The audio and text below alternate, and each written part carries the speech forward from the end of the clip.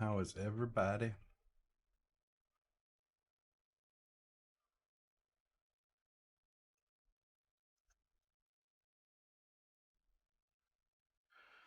Good evening, good evening. It is another glorious day of game devin. Oh, it's going to be a fun one. It's going to be a fun one. We'll kick it off with something fun. You right? Planning. Uh, so I create a lot of project plans. So I research a topic, I create a project plan, I break it into phases, and then it has tasks and whatnot. And typically I kind of just work through those. But as things get deeper and I don't as the project gets bigger and more complicated, I wanted a way to take those project plans and quickly import them into Unity so I can use them. I can stay in the IDE but still see my project plan and keep working towards the goal and have multiple project plans. So if I only get to phase 3 of one, I can, and then I shift to another feature, I can come back and review all my project plans quickly. So here is a test project plan right here. So when you check off the task, it will mark the phase as done. And you can add tasks, you can remove tasks. So I'm going to remove phase 4.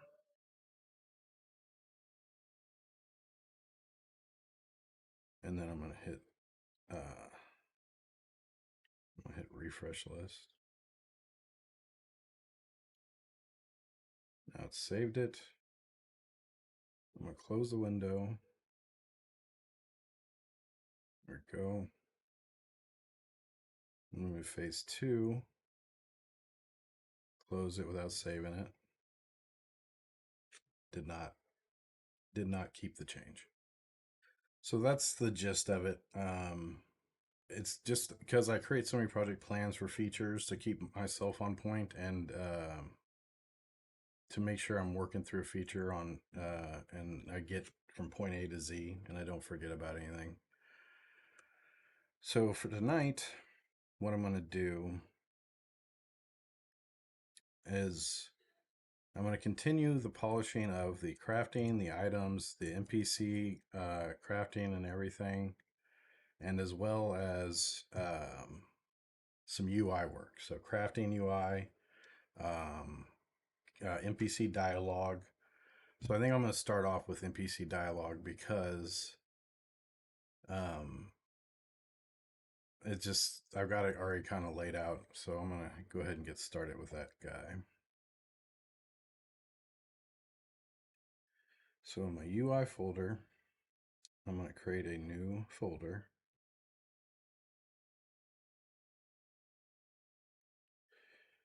Dialogue.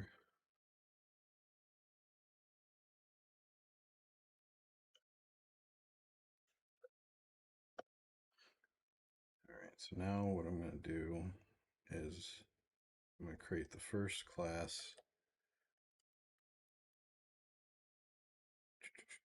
Create UI toolkit, UI document, dialogue, screen, or well, dialogue UI. I can edit something. Settings, external.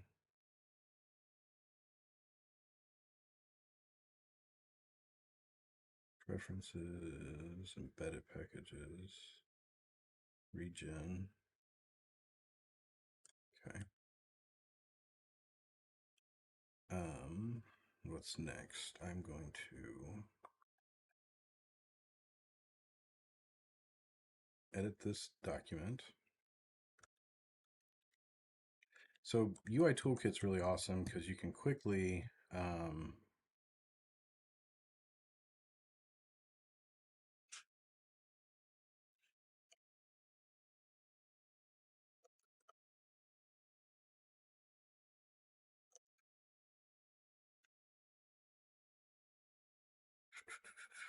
this is not going to be there. Dialog screen.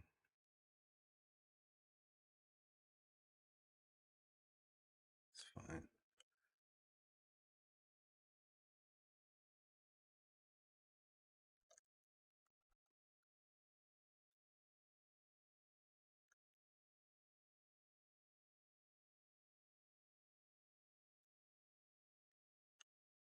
now in this, the UI folder, so I go UI, dialog UI. I'm going to create a new file, call it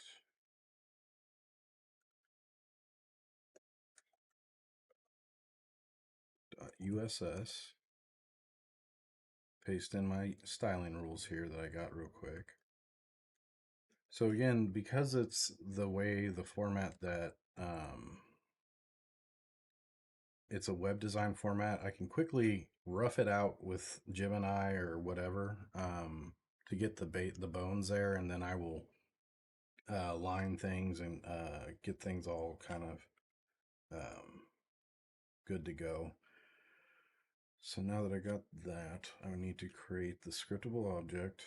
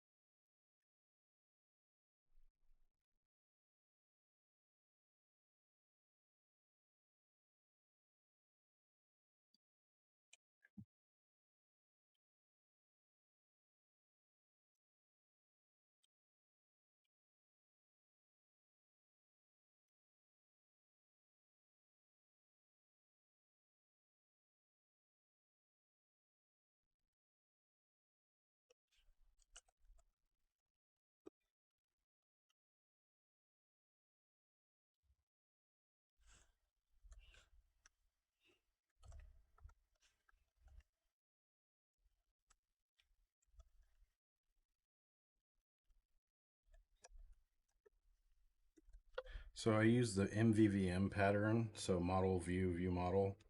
And the view model is basically your container, or well, which holds your data that you're going to bind to the UI. So it keeps the data and the UI separated, and it's a pattern I always follow for these. And then we'll have our controller script. Control Shift A, paste.cs.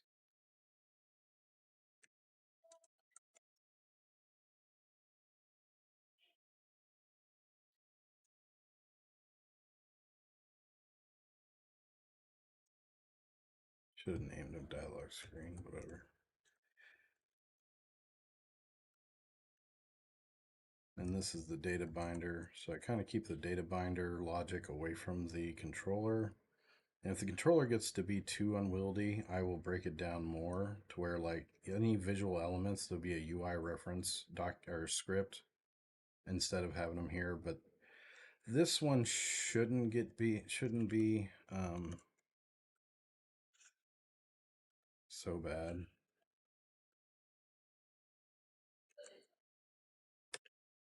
What is this going to use? Items chosen.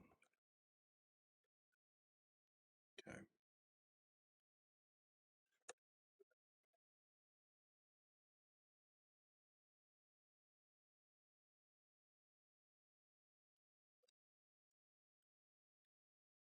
And then that's the data binder. We got all the things. So again, I just ask it, the prompt I usually use, I showed a reference image of a UI that I want, and I say, give me the UXML, give me the USS style sheet, give me the controlling script and the data model and the view model. So this is the scriptable object for it, but that should actually change, I think. It will change. I think it has properties that are basically dynamic data in there. But so now that should have all the pieces I need for that UI right there, from prompt to UI that fast. And all your game, the way you keep the UI separated from all the game logic is by using uh, the view model. So the view model is what the game will update, and then the UI will bind its data from the view model. So the view model is the go-between from the game to the data. So the view model doesn't know anything about any of the complex classes out there in the game project. So it keeps it decoupled from the NPCs and everything. So the UI is really isolated from because of the view model. And that's the way I like it.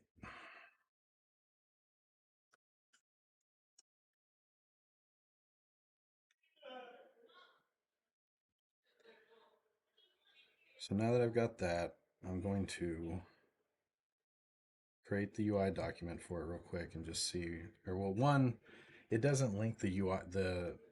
I haven't figured out this step yet, but I'll show how to get it to link the style sheet. Because right now it just shows pretty basic looking form. Pardon me. So what I have to do after that step is add existing USS and travel or navigate to that USS file. Boom. And that quickly, within moments, I have a UI up and ready to go that meets the needs that I need right now. So I'm going to save that, close it. I'm going to create a I'm going to create a folder for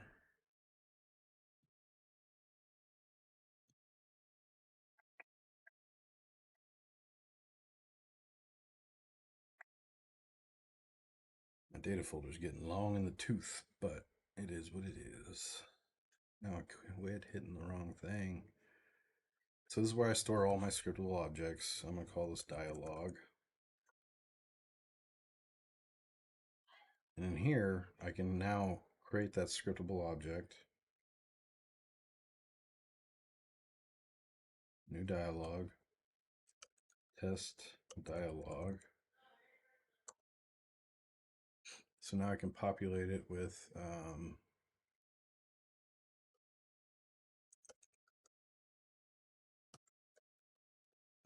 NORAD. Ooh. I'm making I don't know if you read the title, but Elin Rimworld. I'm taking Elin and Rimworld and like mixing them together essentially, but I'm those games are very keyboard and mouse heavy, and I love playing them. But I want a controller friendly one that's built up from the ground up with a controller support. So do you know those games? Like right now, I'm making the dialogue UI and the data objects that would populate dialogue screens. Um, but if you've played those games and you have a feel for what I'm going after, but I'm gonna be the art style is gonna be Octopath Traveler. So like here, I've got really crunchy pixelated textures, sprite characters, pixel art sprite characters, and then all my 3D model it's gonna be a 2.5D. Do you know Seth or Hey Hey People on YouTube? He's got a great review about it. It's more of a comedy review, but it's another game like Rimworld. Rimworld was made by Titanus, and I may be pronounced his name wrong, but he built that by himself. And then Elin is another amazing dev called Noah, who has created a very in-depth game that's similar to Rimworld, but more. I don't know. They both just have that freedom and emerging gameplay, the player freedom and a lot of emerging gameplay. So, like, I have an AI director that's going to be going off in the background that you can configure. So, you'll create a new game, you'll procedurally generate your planet or world, and then, oh, yeah, yep. So, like, here's the butcher table, here's the workbench right now, and then here's the other crafting benches that I've got set up that I'm working through. And I've already got let me put this on. So I've got all the different workbenches. You're going to have a lot of them. They're going to have a lot of synergy, but they're also going to be, uh, as I work through these and get them all configured. No, so RimWorld, you are a god. You're from the god view, right? You're controlling your pawns, right? Now I'll show you what this looks like in my version. So it's more like Elin, and again, Elin has you have your protagonist that you create, and then you will also have your pawns, as you would say. So here, so here's the main. Here's my main character. I'm gonna walk over here. Now my pawn is walking towards these logs right now to pick them up because I have in the workbench. Where did the workbench go? It. Oh, I disabled it. Crap. All right, I may have to restart because I disabled that. But so the pawn would be walking over here to grab the logs and then go to the workbench and craft the items that I put into the bench, like the bill is what I call it. Right now, I think he's probably going after the floor sandwiches. Yeah, so he's going after hunger first, because the workbench wasn't actually enabled. But he's gonna walk over there, eat that sandwich, and then hopefully he picks up the log and goes. There we go. He picked up logs. Now he's gonna go craft the wooden club that I put into the workbench. He shouldn't walk into the bench. I'm gonna fix that. And let's see, did he do it? Reserve crafting bill to make wooden club. So now I can open up my debug menu. So right now I think I've got a bug in this phase because I changed some things yesterday. So if I look at him in the debug menu, oh, he crafted it. So he had 5 logs he picked up. He crafted the wooden club and it's in his inventory right now. But I got to get him, figure out what he's doing goal wise. I don't have a wander state right now, so he probably just like, I'm satisfied. I've ate. I've made the thing. What do I do now? Is basically probably what he's doing. But as you can see here, I'll maximize the game. The if you've seen Octopath Traveler, like the depth of field effect is here, unless you're really zoomed in. And again, I got to dial that in more as I go, but so that's kind of the high level. If you watch some videos on Elin, you'll I really dig Elin. It's cool.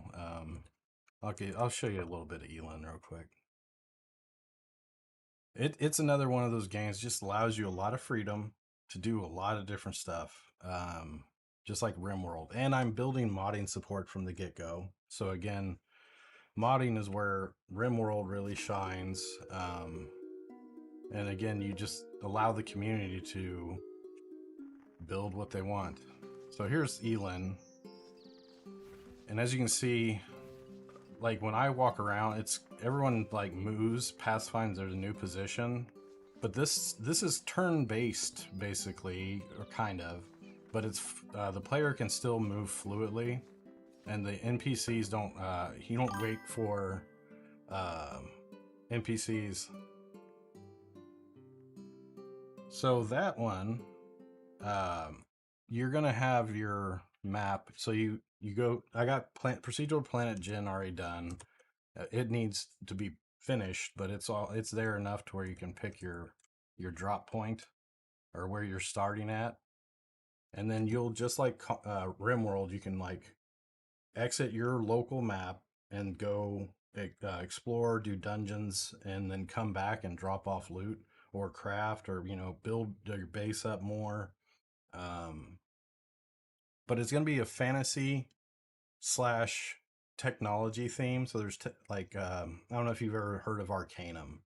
So like the world lore there, like there's magic and technology, like a steampunk industrial era technology, but magic and technology kind of don't mesh well. So like a powerful mage, if like he was to get on a train in that world, he could fuck up the engine because of magic like breaks technology kind of thing. It's kind of that vibe I'm going for. Multi workbench model from the start. A singular workbench or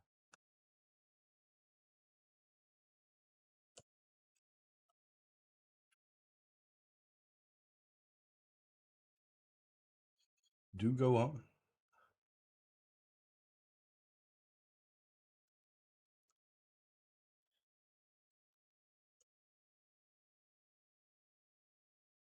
Well, I gotta add this new screen in here.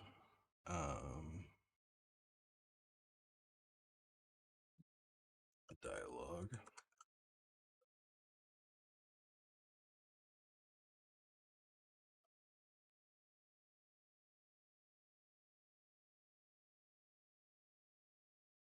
What do you mean by like multi workbench?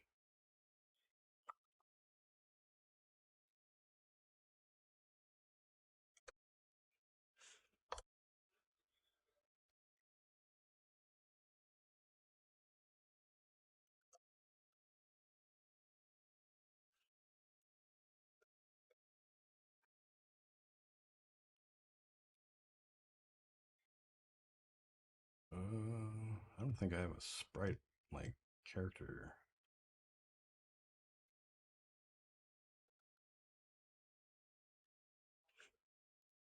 I'll use that for now.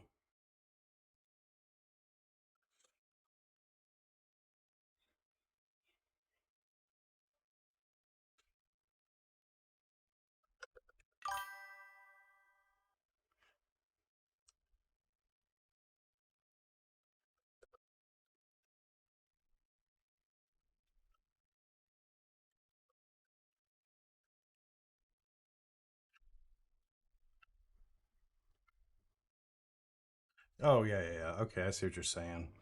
Um, so there will be processors, right? Yeah. So the NPCs will be able to harvest trees, take that tree log, create planks out of it, um, stuff like that.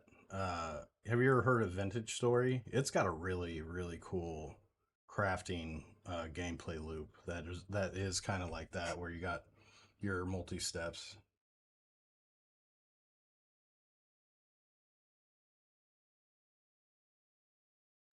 Yeah, I do have plans for some of that stuff.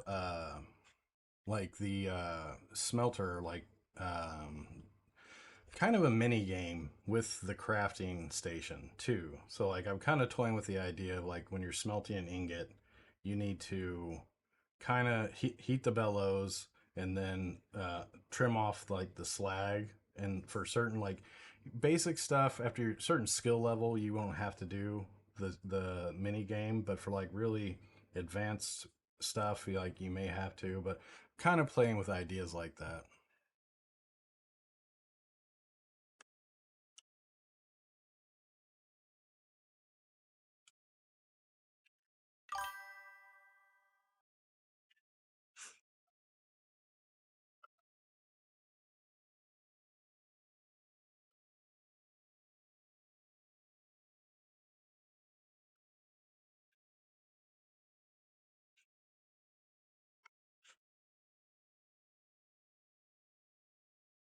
Dialogue flow.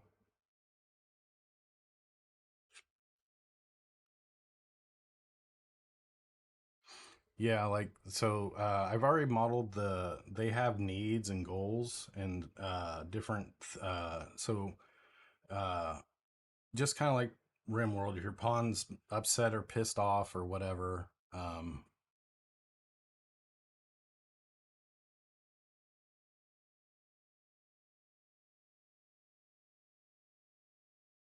this is the beginning of the dialogue screen. It's still very generic, doesn't have any graphics, it's just using plain panels and backgrounds.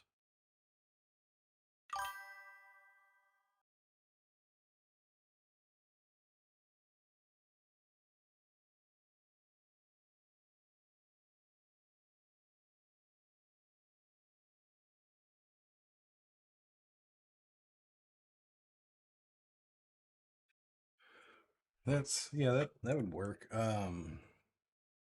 A lot of what I'm going to do when it comes to base inventory and items and containers, I'm going to follow a little bit of different of a paradigm.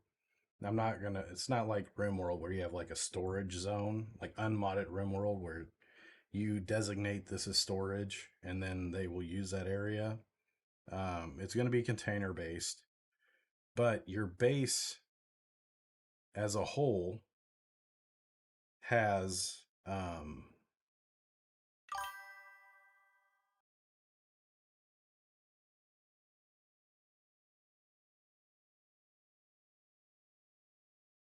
the only tall.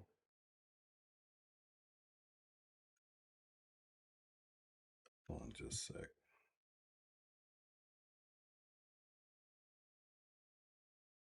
Define how to create.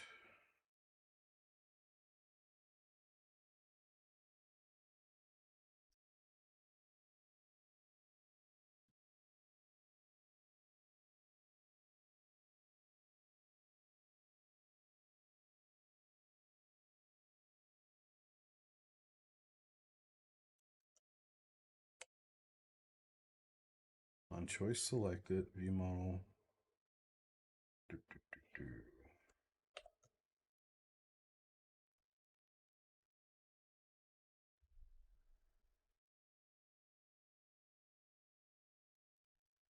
Update interest icons.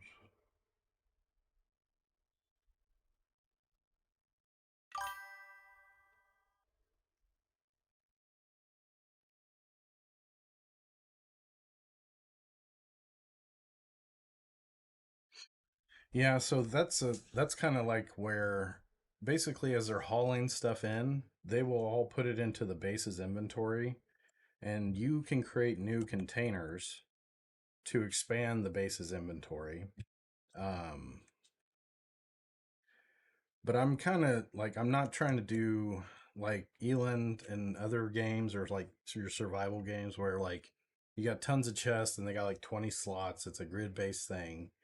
And you got like eventually towards the end game, you got like 50 chests and you're having to organize crap and like you don't know, you can't remember where you put this and that and like you label stuff. I'm trying to take away a lot of the tedium of storage when it comes to the base as a whole. So after something's harvested, it will go into, they will take it to a container that is their nearest container they see and put it in there. And that becomes part of the base as a whole. The base's inventory as a whole.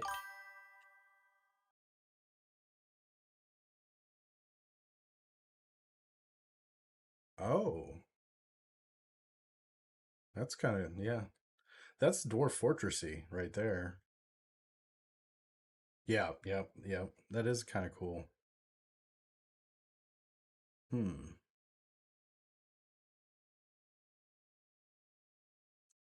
That is a nice little angle there.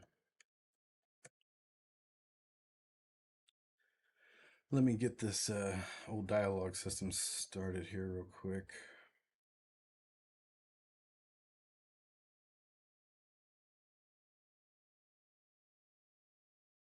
Current dialogue.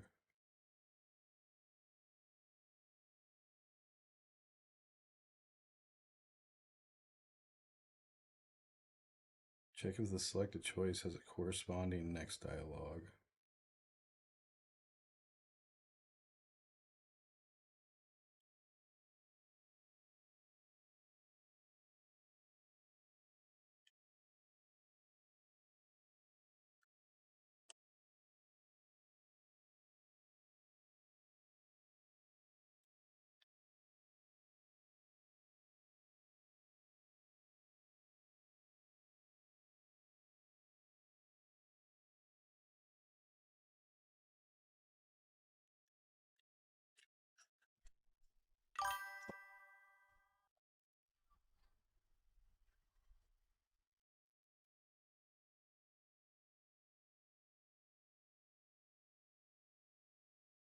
That would be pretty cool.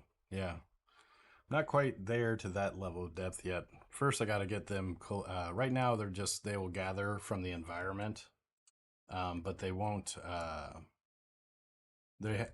just got the containers coded last night, the storage containers. So I've got a first goal is to get them walking and get or one the haul task. I need the haul action is going to be tested to where they will haul stuff into the containers, and then they will then pull ingredients from the containers and then go to the workbench is what I'm going to probably be working on tonight. But I will definitely keep that in mind because, again, Dwarf Fortress is also a big inspiration.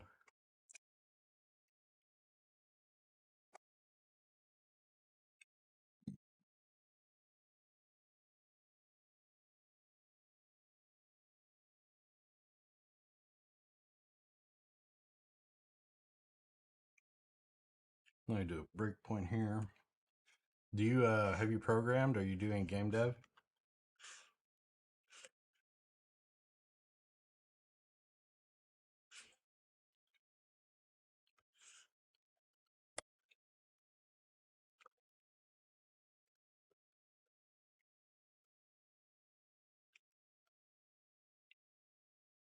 Alrighty.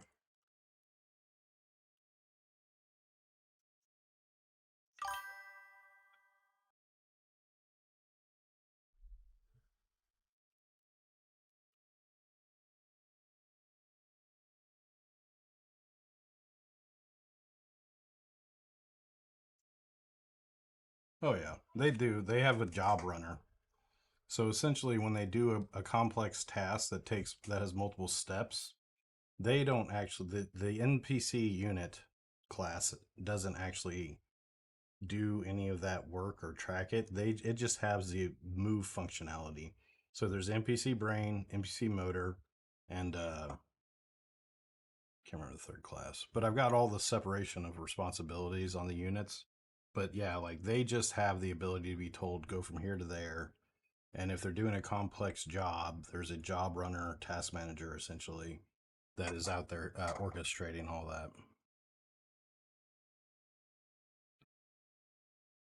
All right, let's see here. Test dialog. Oh, I didn't sign it. No. Test dialog 3.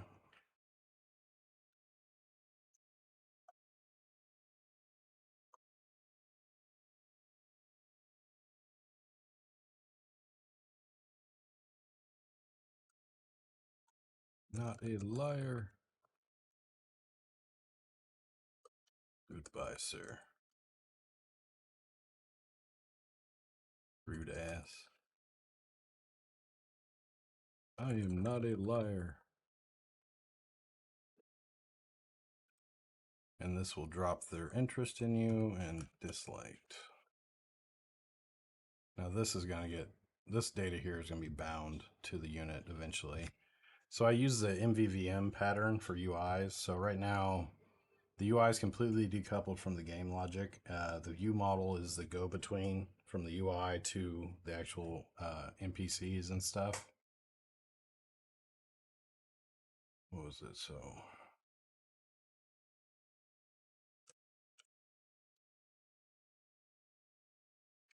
gets worse.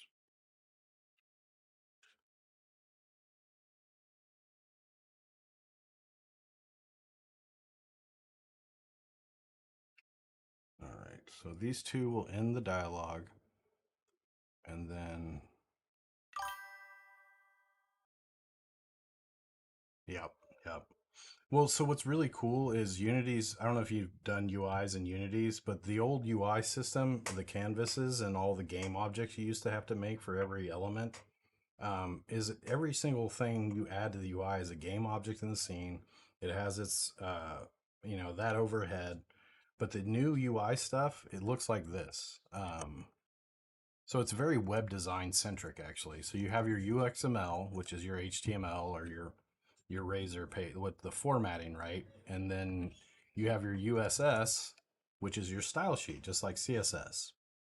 So I can whip out new UI super fast because it's just like a web design.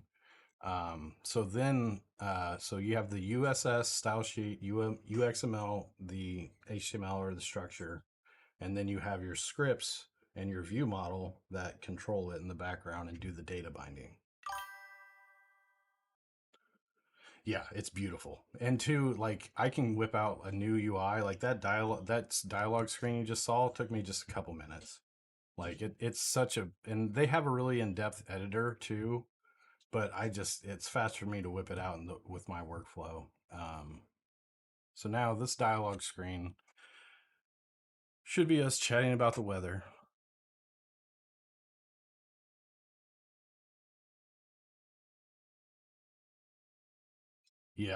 Yep. And two, now it's just a UI document in the scene. It's a single game object, one game object. It is so much more performant.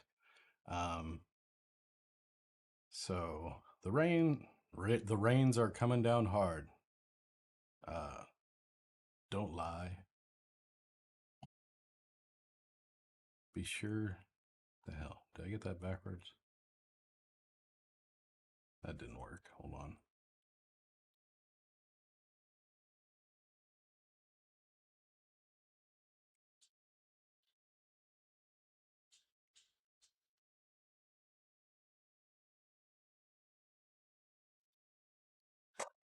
Didn't rebind there. Hold on.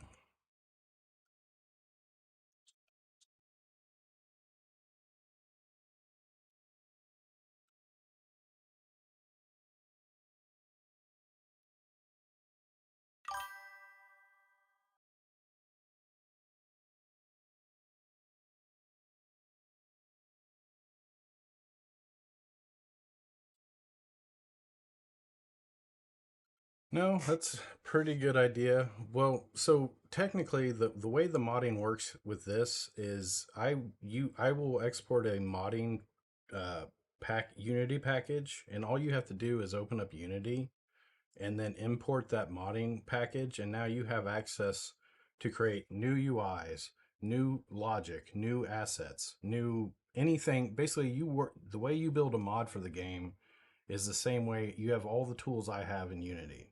And I can expose game assets from the main project for people to leverage too, and even in a way that they are not actually they're like basically are secured assets. So like say I have a mod pack, an asset pack in here that I bought and I have a license to. I can expose that content through the modding package without them actually being able to get access to those assets at all, but they can still use them. You look up UMod 2.0. UMod is a really powerful modding tool. It's using the C Sharp and Roslyn um, for Linux, Windows, and Mac PC or modding. If you want to do console modding, which I'm not even going to approach console modding, it's too much of a fucking headache because you got to use IL2CPP and AOT, and you can't. Modding on console is so restrictive, and it's a whole shit bag if you really dig into UI or console modding. So I'm just going to support Linux, Windows, and Mac.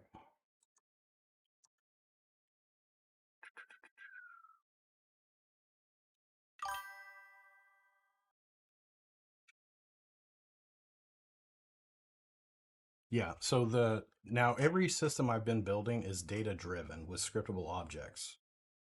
So dialogues, you would just create a new scriptable object like this, and you would build out your dialogues. And now you've added a new dialogue. Um, you can see here the characters' adult backstories, childhood backstories are scriptable objects. The biomes and procedural generation is scriptable objects. The character sheets and health and stats are all scriptable. Classes are scriptable. So everything's a data object. So you want to add a new game object to the game, you would just add a new scriptable object that was exposed through the modding package. And then you can extend those too if you wanted to, or create your own scriptables. Um, so I've been approaching every system as a data driven system with scriptable objects and event driven systems too. So uh, everything's as decoupled as it can be. And it's easy. Like here's my editor's screen that will be shared with the mod package. So if you here, you can go through any of the items. You can create the item definition. You can attach. So using polymorphism, you can add properties, and there'll be a lot more properties you can add to an item to build up an item. So this isn't chess piece, right?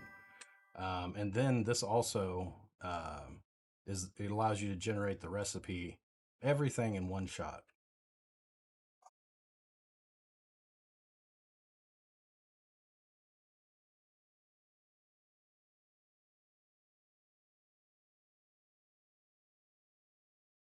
Yeah, so you would with that you would just or instantiate a new dialogue scriptable object, populate the choices that based off of whatever logic you want to do.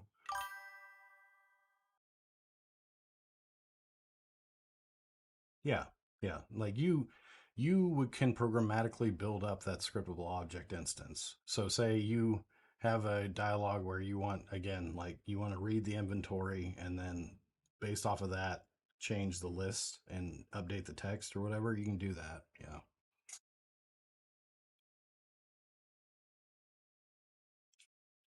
Well, again, like I'm like 10 minutes into the dialogue screen right now, honestly. So these are all good ideas. Right now I'm just creating I'm trying to get the flow between dialogue options going. So right now, like I've got three scriptable objects. The very first one, and then that these should link up to these, and then move to that.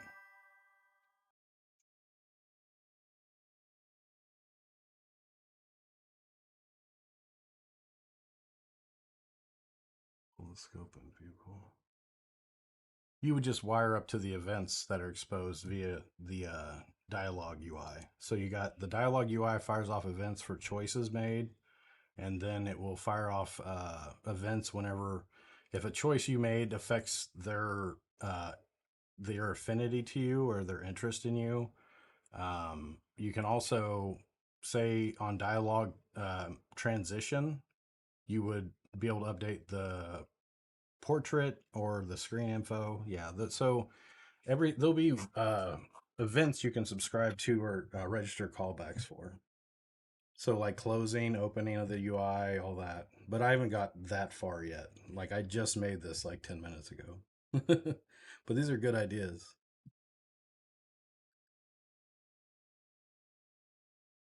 Okay. Let me test this again real quick. Because right now, basically, it has a list of options. It should navigate to the next dialogue based off of that option.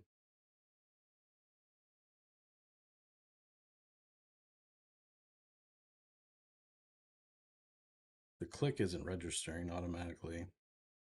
And this list is not being updated with the list of the next dialogue. And then, so I got to fix that. Let me see something real quick.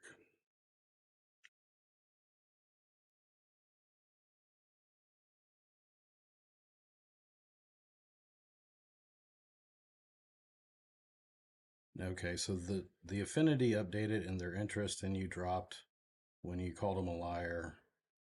I got to fix this down here though. This isn't updating the data bind.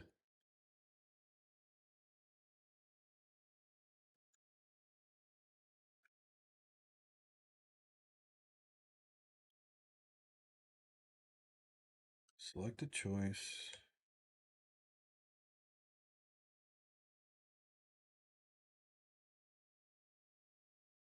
And for some reason, the click is like taking too long to, or it's like something's up with the clicking.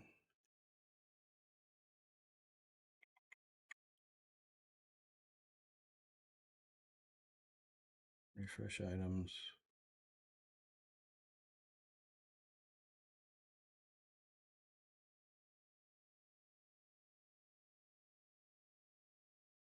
So when a view model property changes,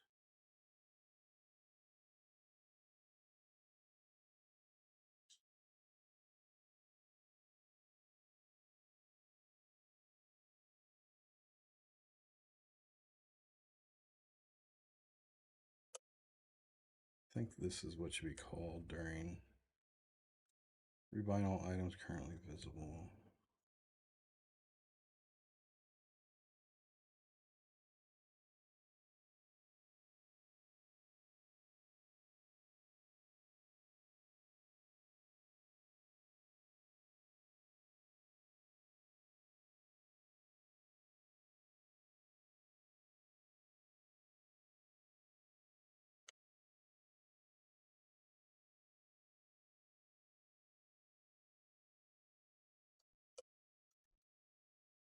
Hold on, let's deprecate it.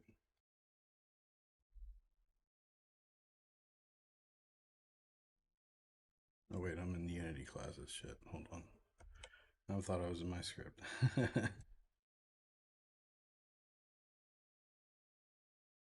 Update all properties.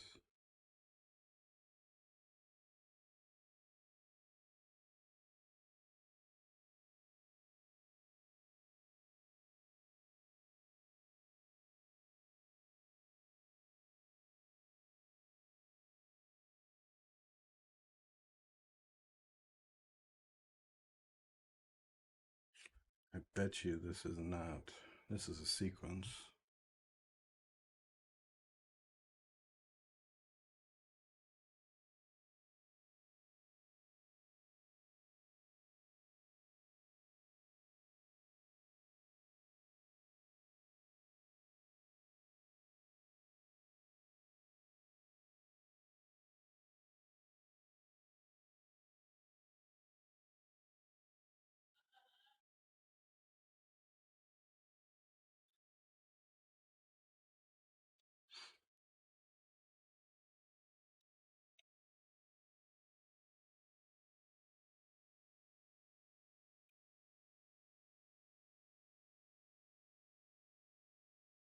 Put a breakpoint right there.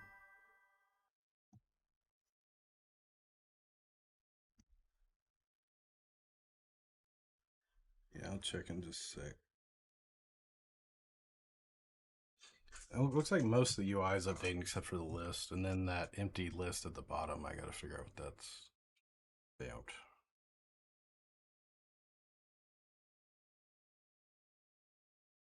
And that first click isn't registering.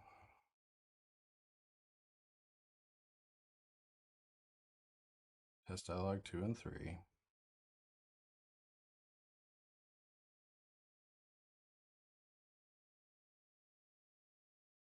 Test dialog 2.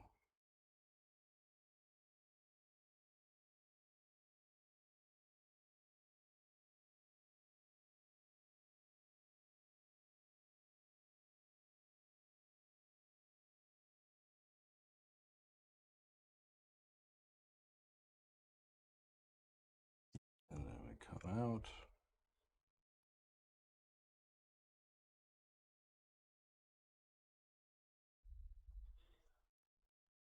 Okay.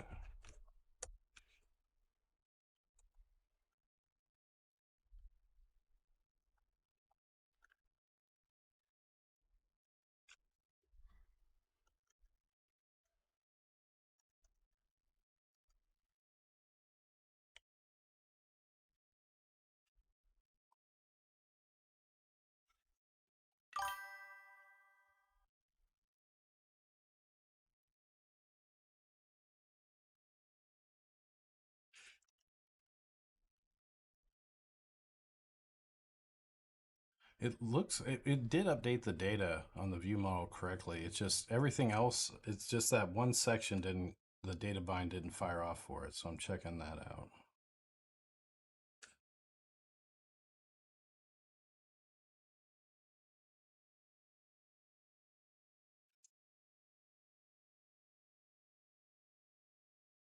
The dialog text is updating.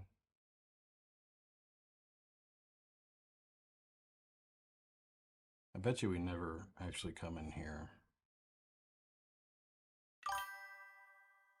Yep, that's what it is. So the property changes don't fire off the refresh items. So I believe what I want, this probably will do it. Stop it. The property change for the list wasn't firing, so it's either I fix that, but again, if the dialog text is changed, that's also a pretty good event to key bind off or data bind off of. So, oh hell no, no. There it goes. Boom, did it. All right, cool. All right, so now if I restart this, now I don't have it to where it'll close it at the end of the conversation, but it does detect the end of the conversation. So here the interest is full. I'm liked. He says the rain's coming down. I'm going to call him a liar. My interest dropped. I'm disliked. And he says I'm not a liar. Um, did not bind again. Dialogue 3 should say goodbye, rude ass. So again, it didn't bind again. Let me attach one more time.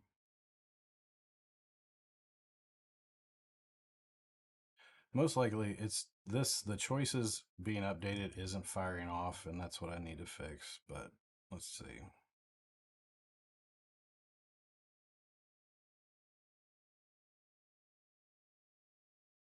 And UI, one thing about UI Toolkit, yeah, I could. Well, ultimately, any property change, no reason not to refresh the UI as a whole, honestly. But so here, info. Let me see if all of these are going to hit, and then I'll know what's not binding. NPC portrait, dialogue text, interest, affinity. Yeah, choices doesn't fire.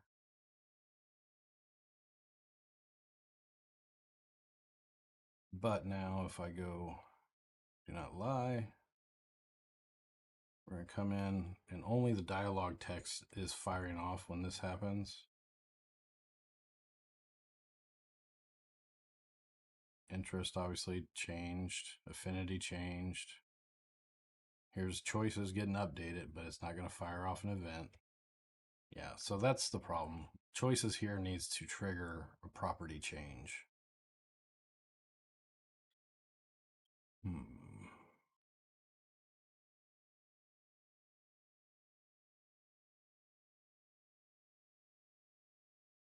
Yep.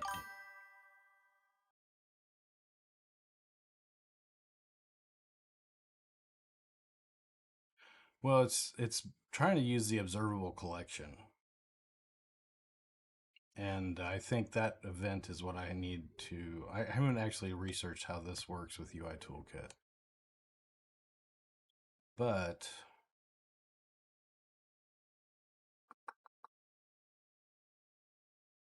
oh wait, it only has a get also. Let me look at how this guy works. So this is kind of reminiscent of on property changed. Yeah, so I need to subscribe to the on property changed event, or I need to invoke it.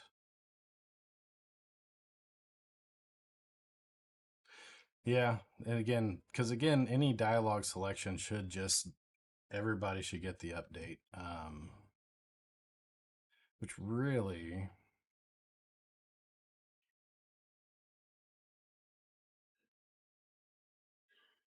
that could be done in the binder.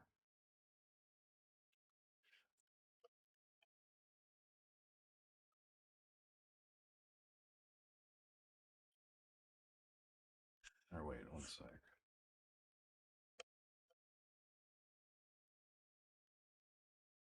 The observable collection should be firing.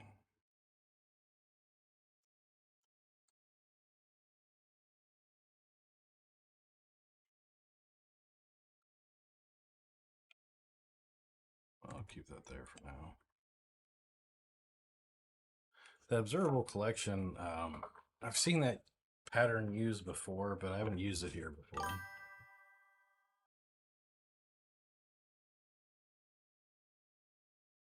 Rust would be disappointed. I don't know. Linus was. I don't know Linus's opinions on that. There's such a heated debate about Rust in the Linux community.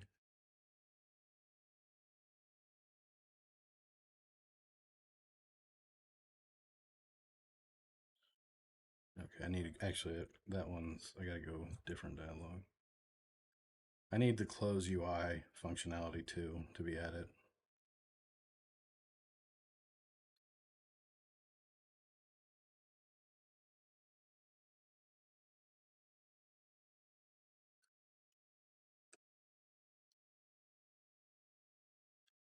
I need to look at my other UI, how I close it. I forget. UI Toolkit has some quirks still, but I think I greatly prefer it over. Which one am I looking for?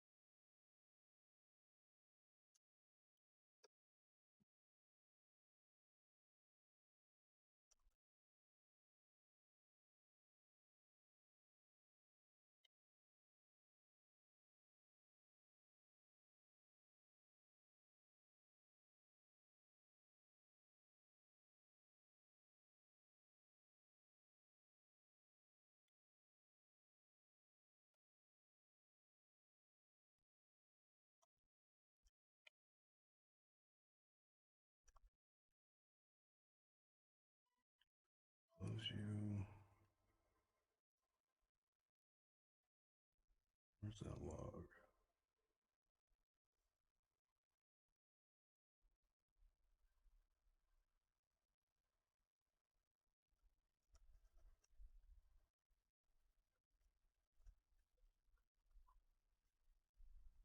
Go.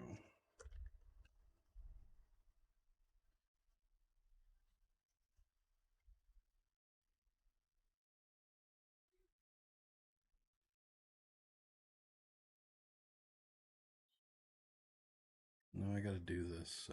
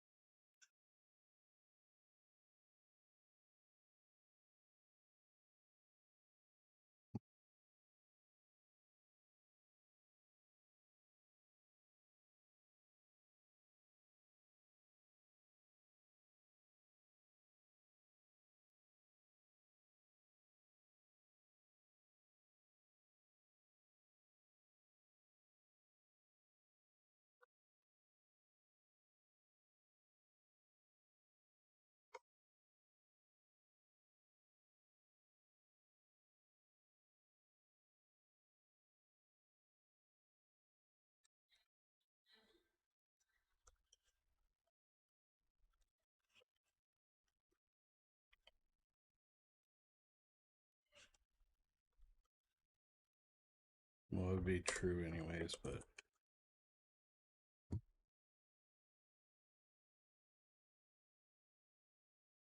on selection choice changed.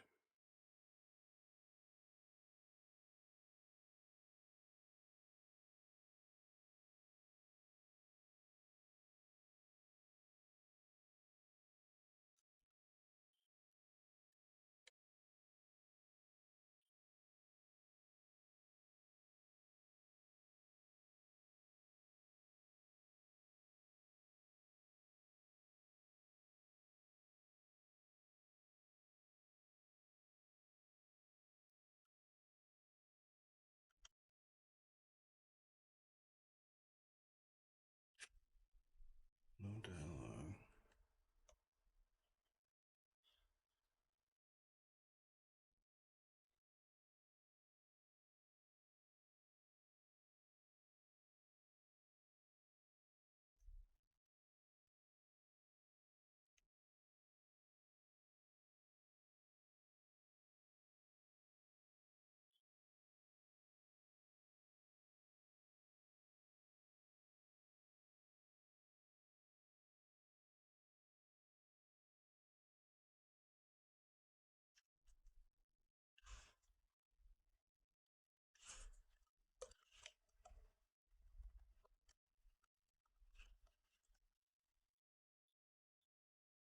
Is it?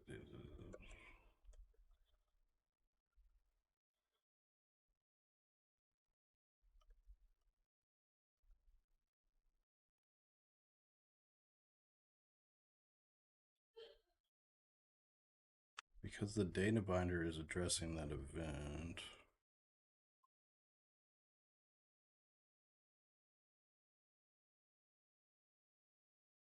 Okay, yeah, that's what I'll do.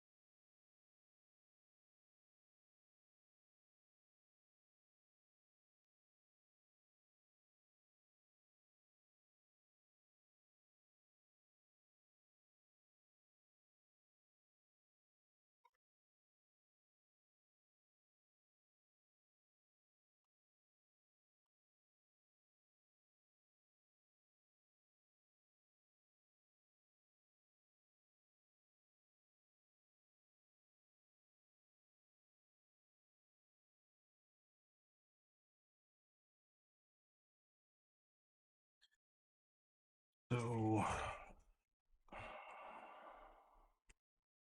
when I enable, my enable is going to view it, and then I can close it that way. Let's see if that works.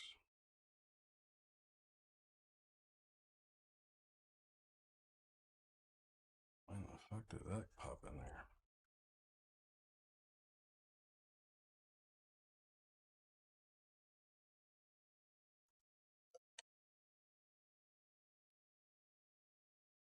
The pathfinding library gets things confused.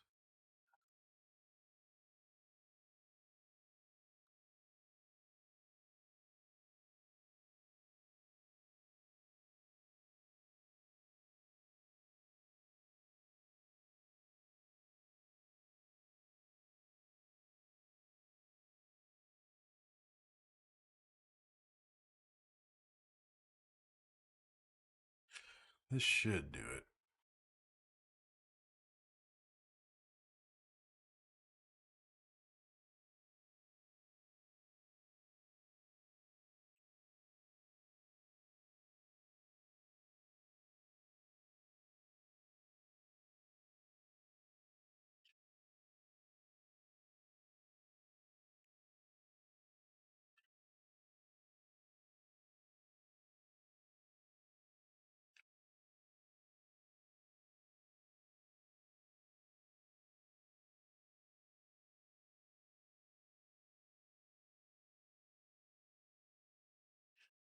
Didn't fire off the event.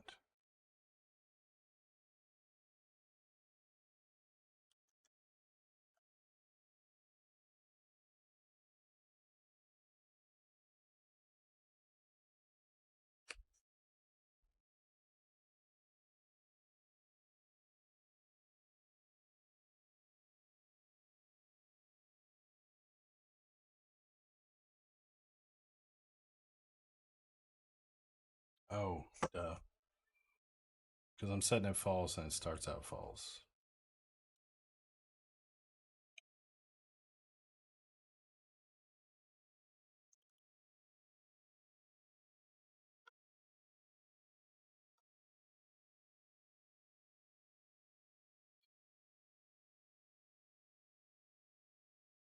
And then I'll create the show trigger event whenever I walk up to a test object.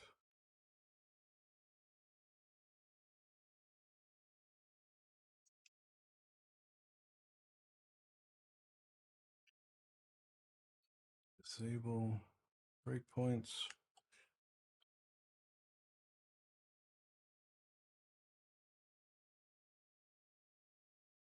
Did it already close itself?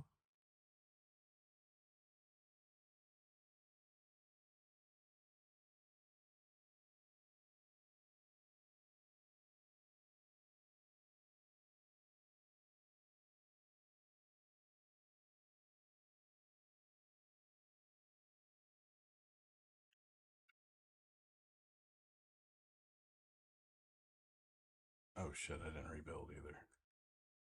Hold on.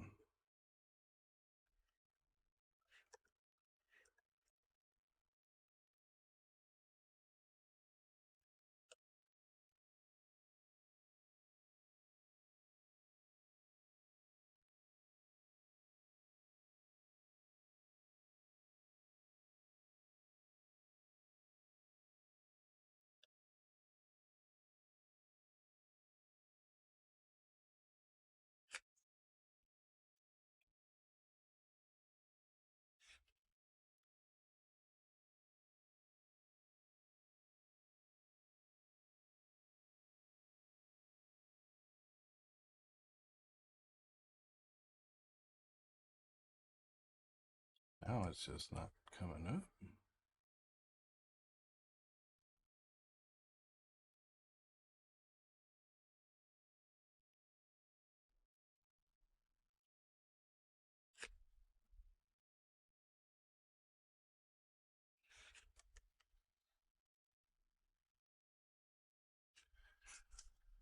Yeah.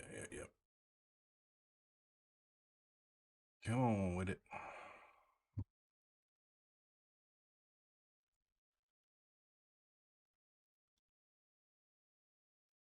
So we're in. Yeah, that's what I figured. That's why I need that is visible check. Yeah.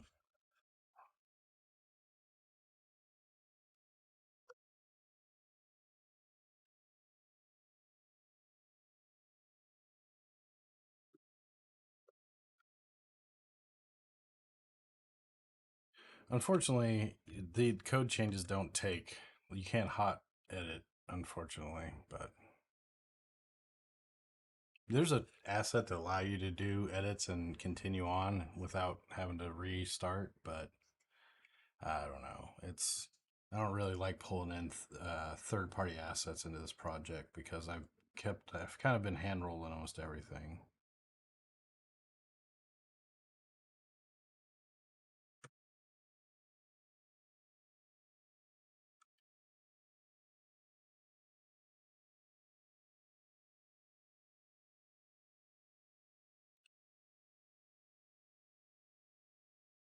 I don't like that observable collection. I'm changing that. It doesn't seem to fire.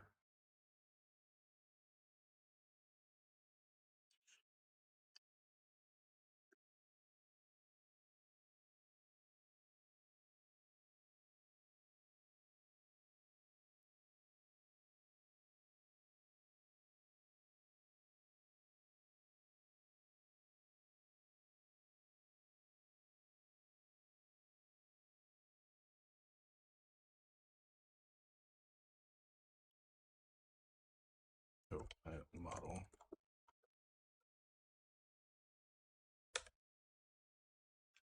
There we go. Wait, do I want that? Yeah, this is the data binder.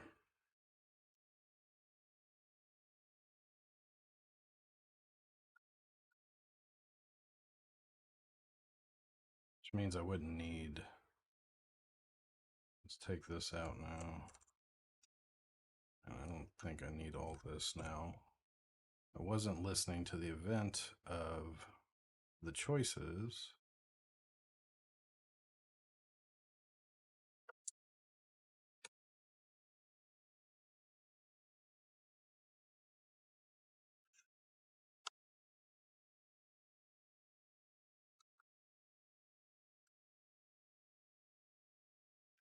No, I don't want to do the lambda.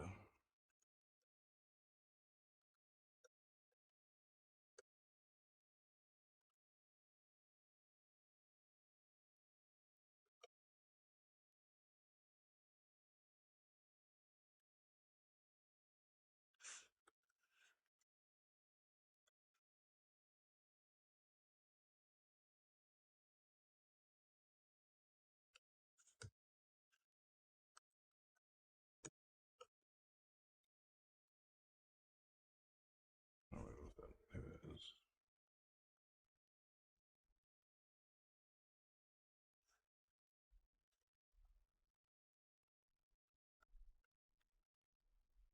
And then I'll just unsubscribe.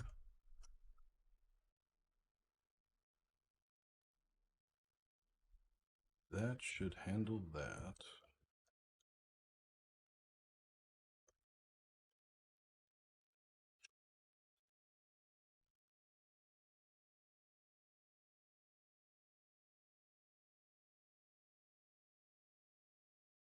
Fuck yeah.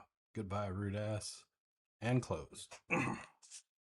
There we go. That's what I should have went after first.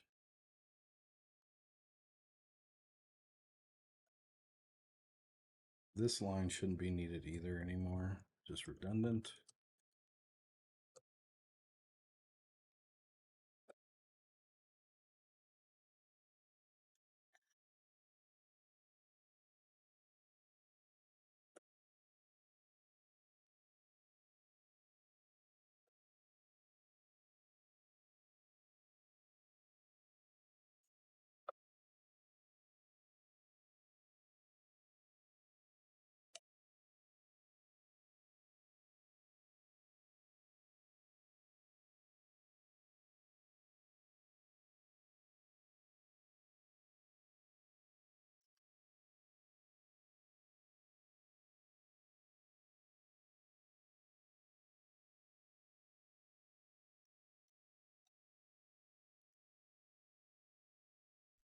Now I'm just going to create a simple trigger in the scene to initiate or to pop that up real quick. Really, what I need to do is create the interaction key.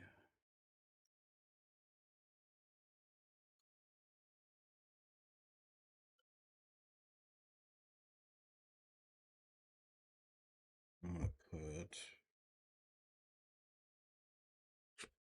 For me. It's the dummy NPC in here for this.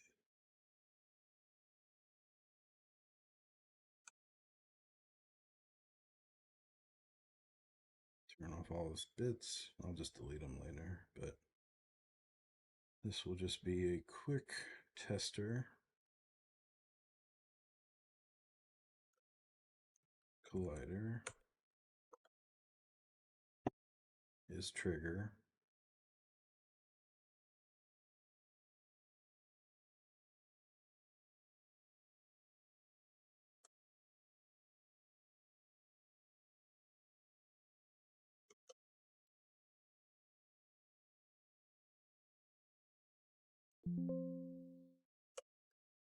Really, I could just do a cell check and avoid the physics system completely. Just say, are you in an adjacent tile to the NPC? Quit doing that. What up, the Silverton? How you doing tonight?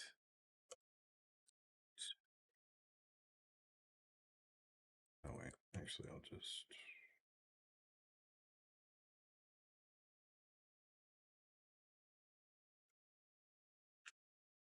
That's too big.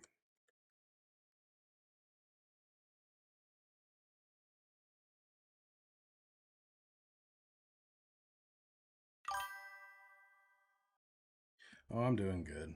Doing good. It feels like a Friday, but it's not. It's unfortunately not. Get Eddie.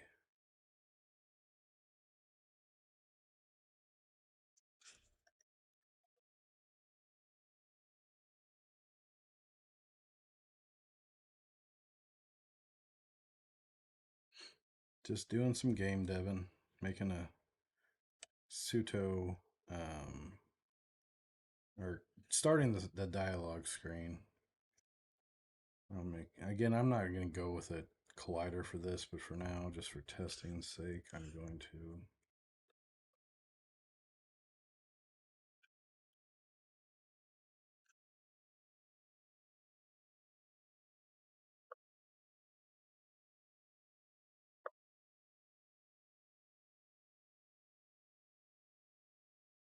Because I can just do a grid position check to initiate the dialogue and avoid having to even use the physics engine or the colliders, but this is just a quick and dirty way. All right, so dialogue trigger script. Actually, yeah, I'm gonna need one.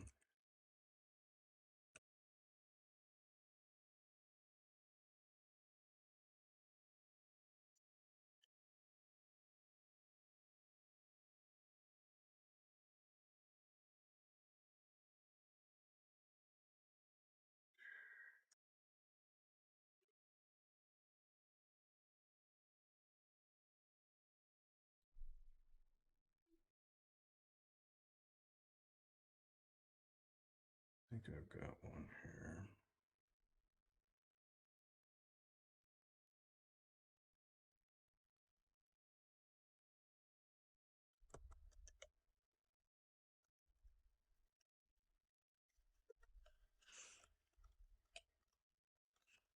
Thought I had a trigger script somewhere. Hold on.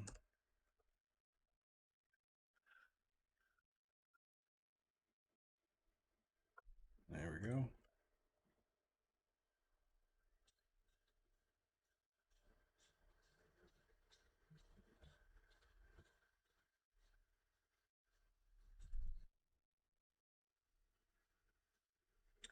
Now, really, what this should do is use the centralized event bus to invoke start dialogue, and then it would then take that data.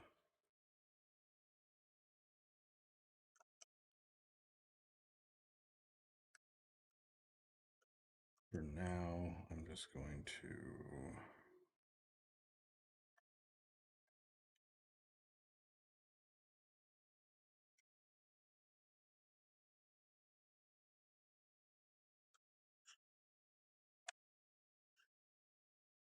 Just for quick and dirtiness, I'll add the event in just a sec. Just need to enable the object.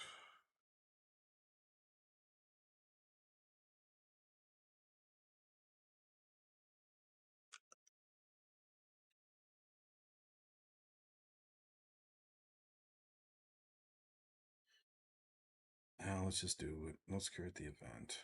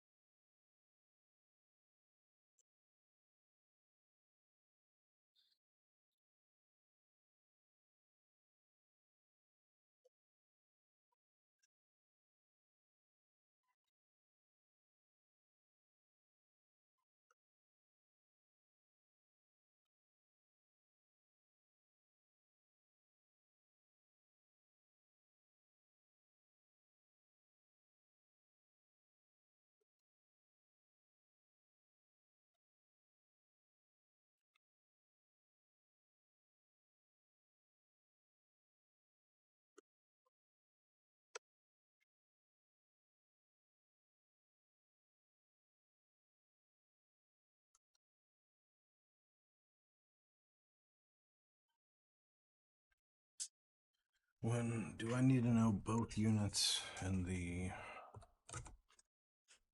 event?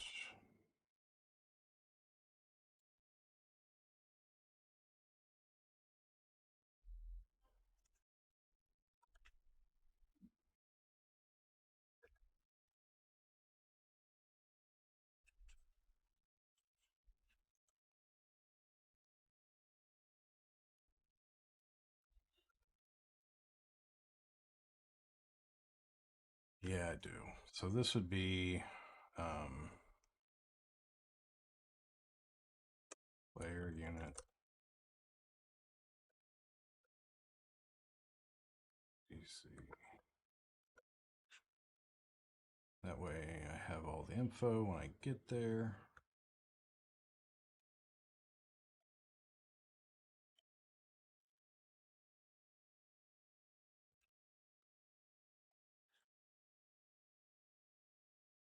Okay.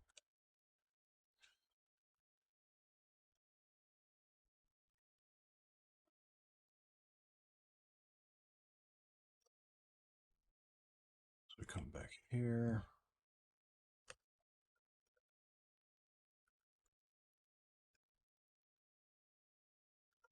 What did I name that class? Game event.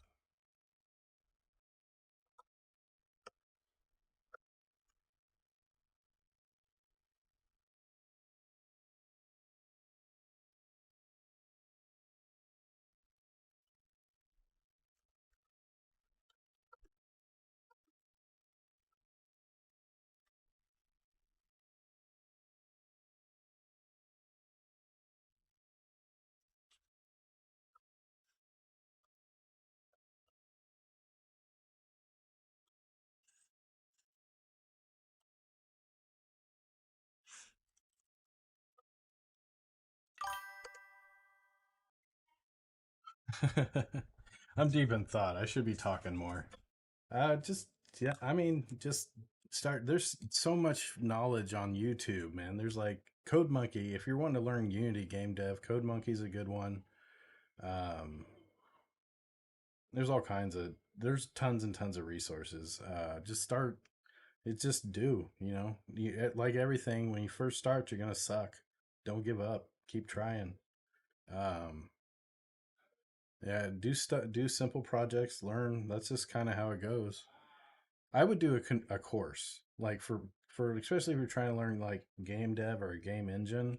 Find go to Udemy or Humble Bundle has sales for game dev courses, and I would just do a course from start to finish, and that way you're guided all the way and you learn all the parts that you need to learn as you go. It's usually really helpful. Like you could try just like putting back there. Oh yeah, that sucks. Yeah. Again, with the latest technologies now, there's some translation tools that might be able to help you um, out in that space. I would. There's a lot of cool tech that's coming out now.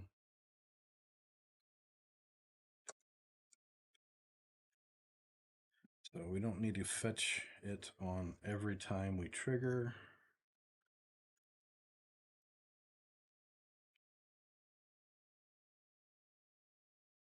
So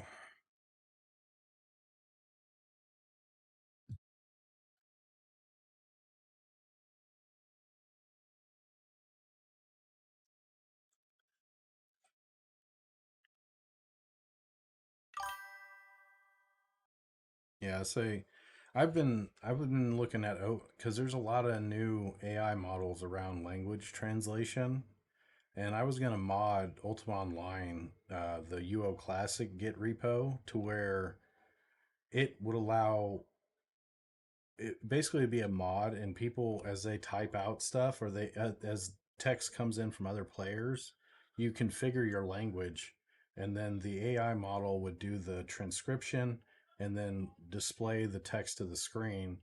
So, you could have multiple languages all playing the same server, but you would see your language. But instead of modding, I'm working on my game.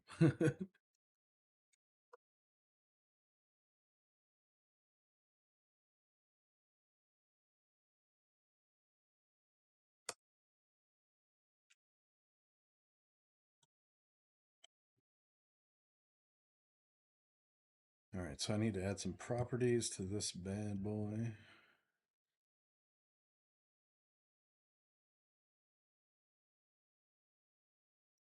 For now, I don't think I need to.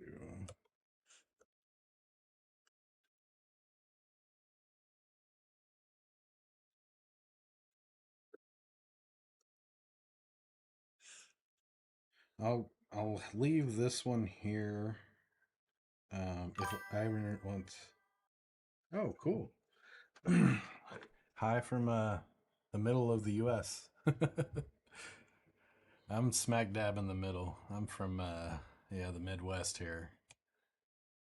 Just in case I ever want to go down this route and not care about NPCs, I can pop up a dialogue.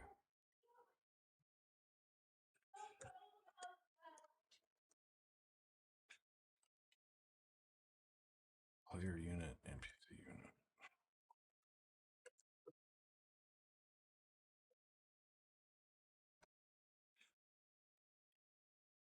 And then we will set those guys.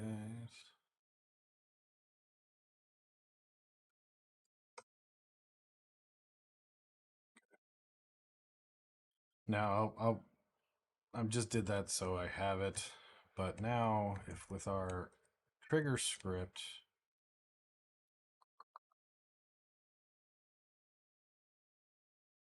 I'm not using tags for the player, I don't believe. So that's not going to work for me. Oh, no, I am. All right. I'll leave that be. I don't really like using tags. All right, so this should work.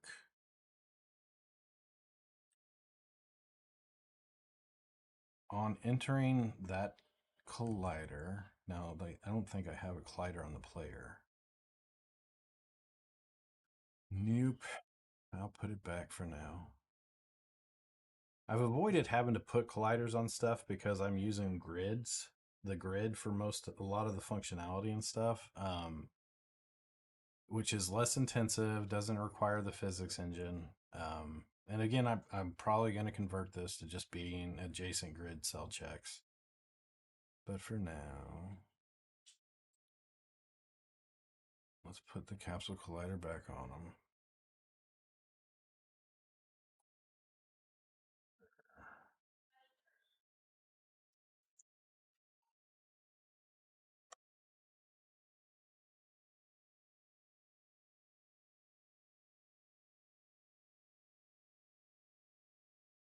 All right. So if all goes well, this will trigger.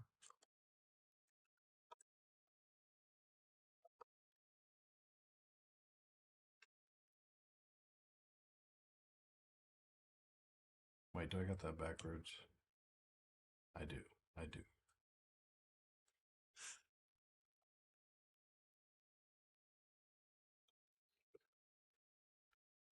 All right, so we're using the centralized event bus to initiate the dialogue. Should do all the things. I want the dialogue screen to be off by default.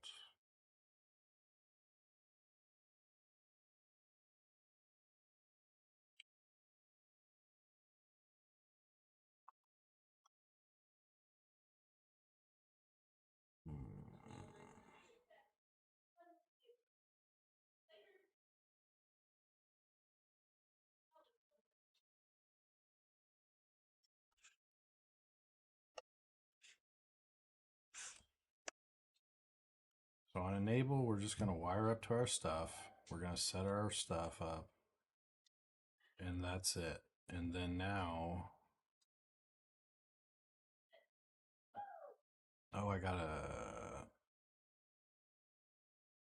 this needs to be show dialogue.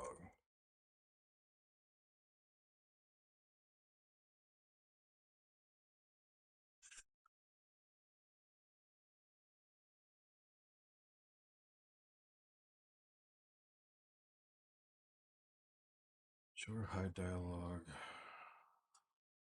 Really, I think I should probably pass this in.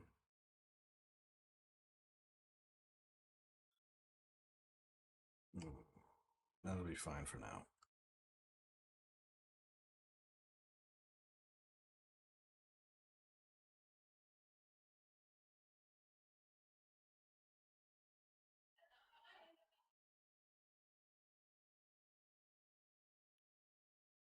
And this needs to be moved to the binder, really.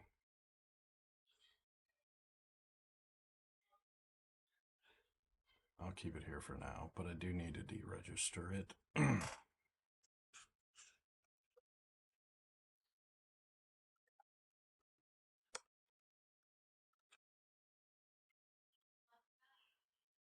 All right.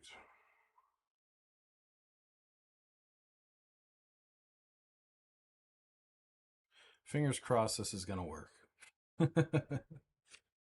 We'll see. We'll see.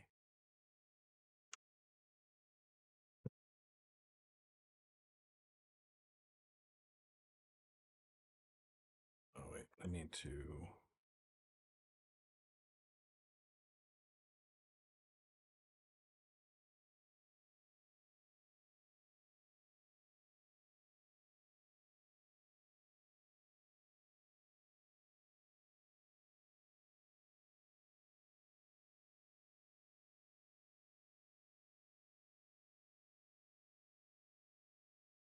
Oh, right. I need to. Here, I need to turn off the display.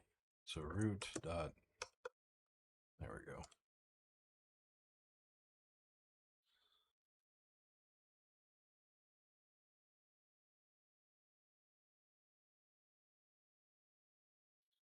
So now the dialog option should come up for me walking inside of the collider and without key press at the moment.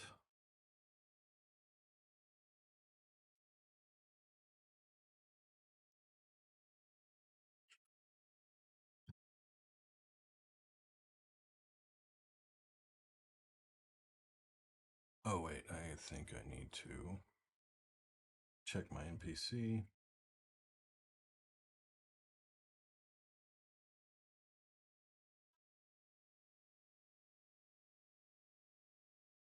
Did I not add the collider script to it? I thought I did. Well, I guess I didn't. Collapse all.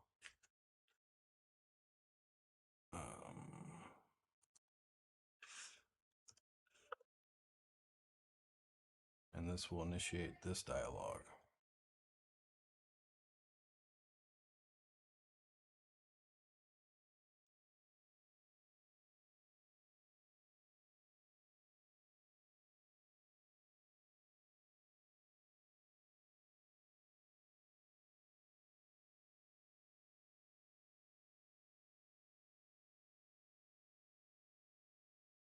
On trigger, enter.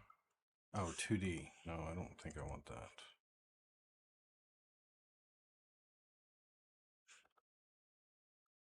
That's the problem. Okay. I was using a 2D collider instead of a 3D collider. Day one stuff. I mean, really, it is just day one stuff, you know? Oh, wait, I got it scrapped.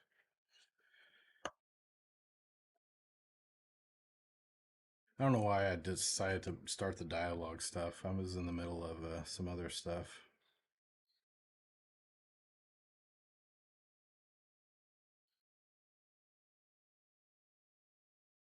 Stop playing.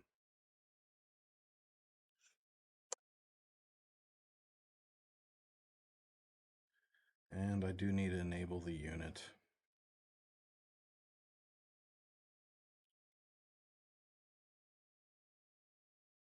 This may bomb out if it doesn't have.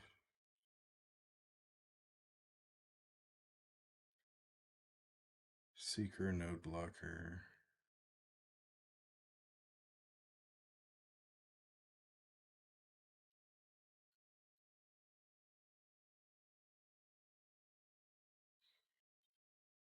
All right. This should do it.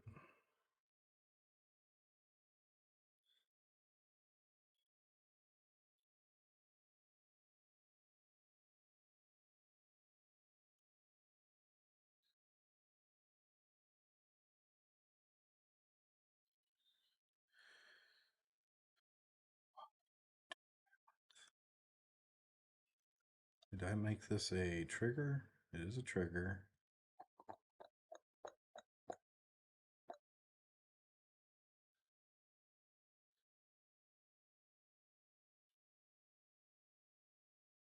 Oh, I don't have the players collider on now. Crap. I don't ever edit during runtime. It will always. No, it's on.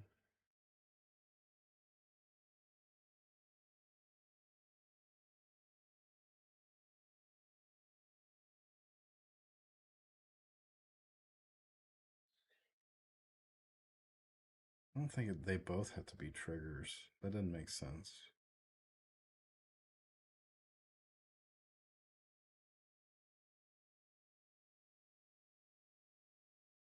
I haven't done a collider in a while.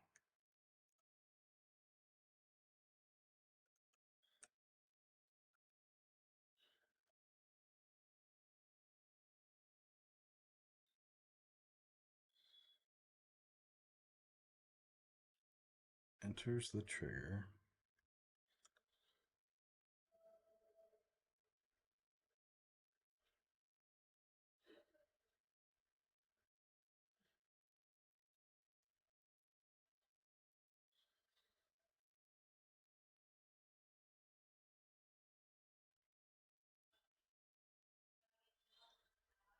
Is it too low?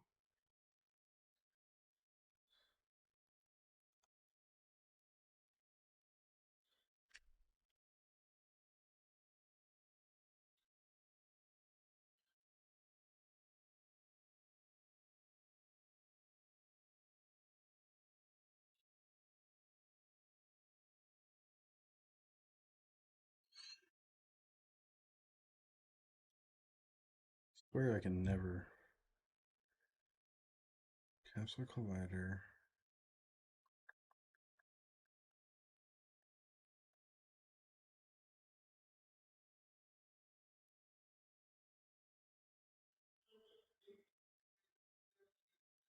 I should have just did the adjacent grid check, but whatever.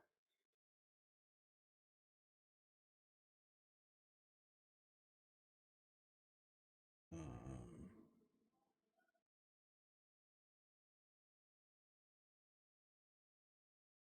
is trigger box collider. Why you know? Am I using the wrong event?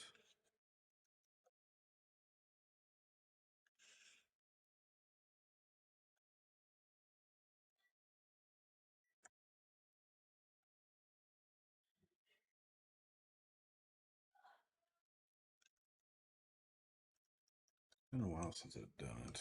On trigger, enter Unity. 3D.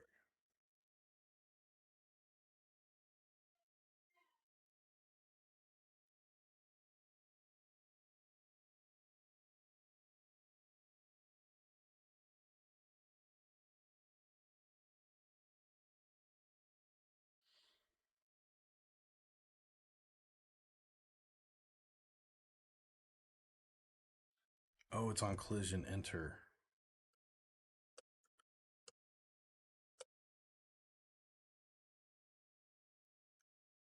I bet.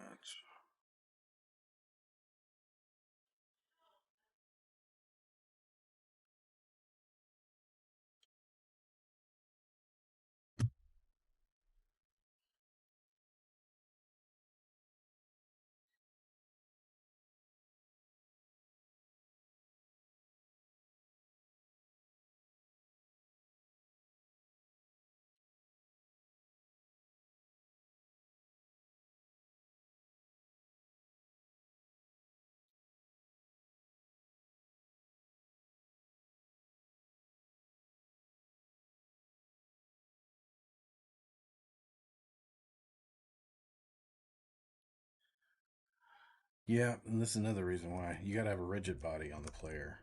Okay, that's what I forgot.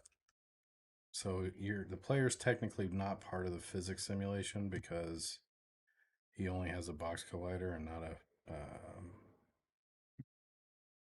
And again, this is why I'm going to do an adjacent or grid check instead of this. I don't need the overhead of the physics engine for this simple interaction, but just to get this working and see it working, I will do this for now. All right, is kinetic gravity off, automatic tensor. Okay. One of two things is going to happen. I don't think the collider, the rigid body, is going to make me move. Hopefully not. Or I should have froze all the. Yeah, we'll see. There we go. All right, so that worked. I'm going to call him a liar. His interest in me has gone down, and close the UI. Boom! We have the beginnings of a dialogue system.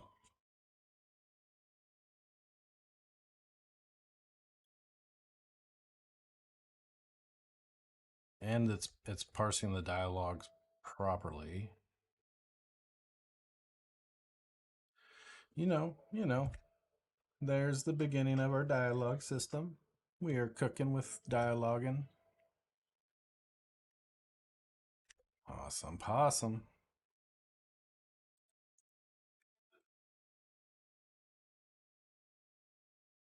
The rains are coming down hard. Don't lie. Goodbye, or I am not a liar. Goodbye, rude ass. All right. Cool. Cool. We got the bones of the dialogue system there. His now, if you call him a liar, his affinity to you, towards you goes down. But right now, that's just superficial data that isn't linked to the actual unit yet. Um, but it will be shortly. And then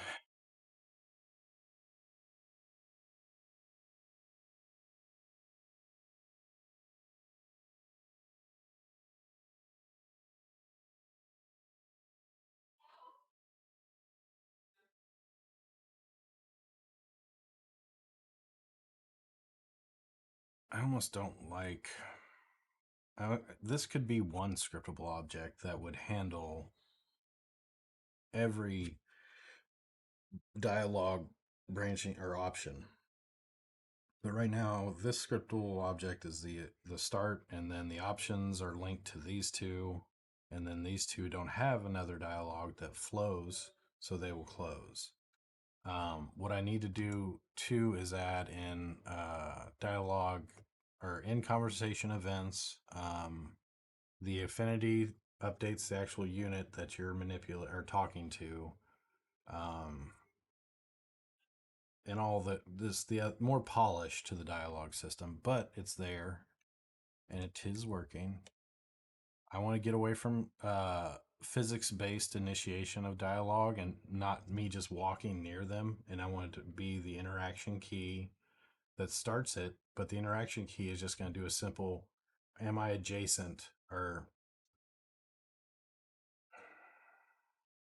the interaction key needs to detect the closest interactable near you. And that could be an NPC dialogue, that could be open a chest. But in the instance of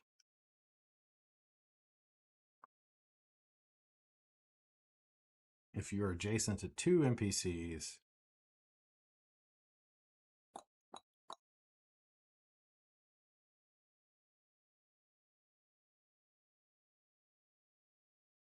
so you almost need be able to hover over an NPC and click them to initiate dialogue so you can actively select. But when you're on a keyboard or a controller, how would that flow?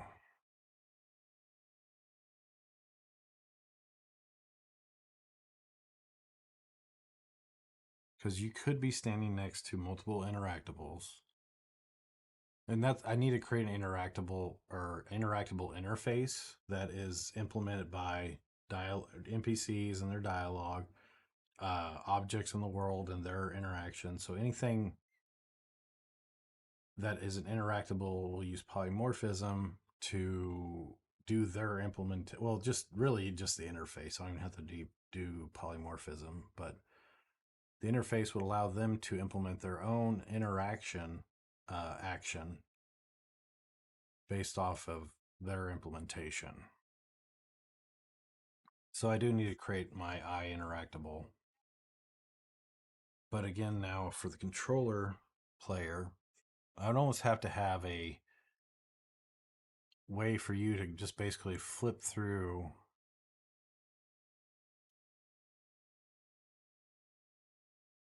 all the interactions near you.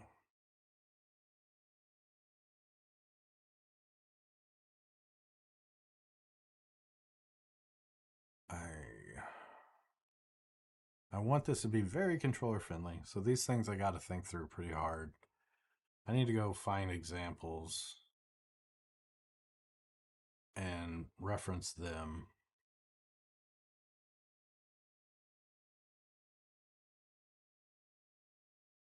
Like Divinity Original Sin or Baldur's Gate, I think would be a good one.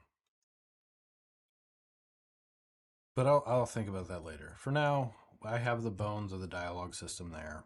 I will add polish.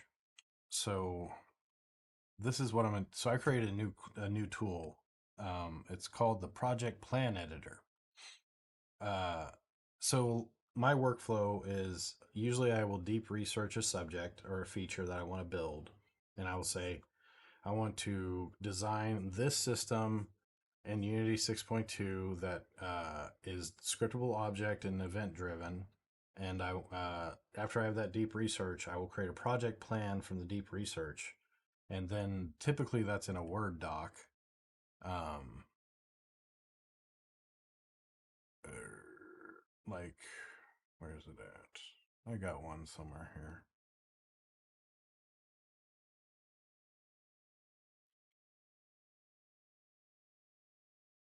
Well, anyways, the I have a way to convert that Word doc into JSON, or my project plans into JSON, and bring them here into Unity, and then I can keep track of how far I've gotten through a feature now with this interface. So I've just made this today because I got a lot of project plans. Most of them I've worked to completion, but there's a couple that I like extra phases left, and I'm not done with them. But I like to be able to stay in the editor as much as I can. So like here, like the crafting station UI project plan. Um, I think this is actually a research doc. So what I'm going to do is create a dialogue research plan.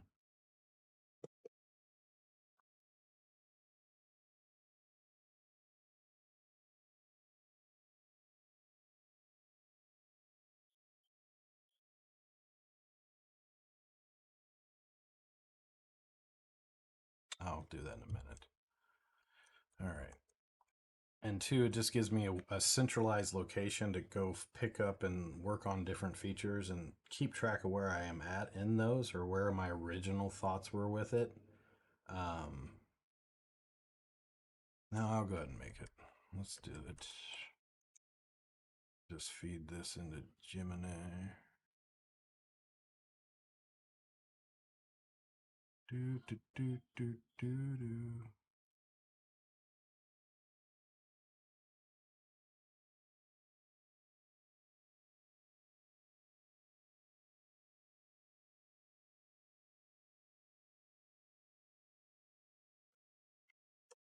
Is everything there? Should be.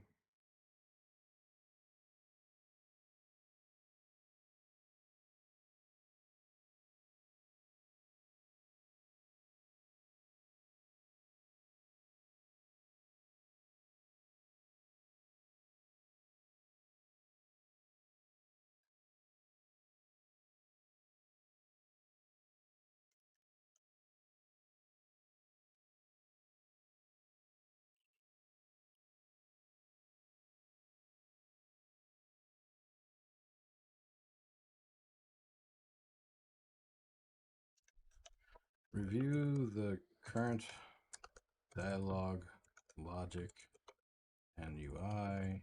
Give me a detailed project plan.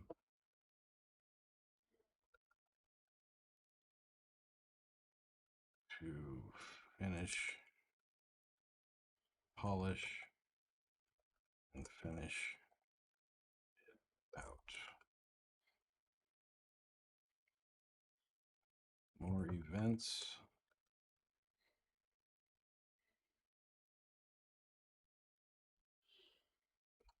Starting and ending. Conversation. Choice. Events. Fire off. So I don't know if I need that. Well, what I need to subscribe to different choices being chosen.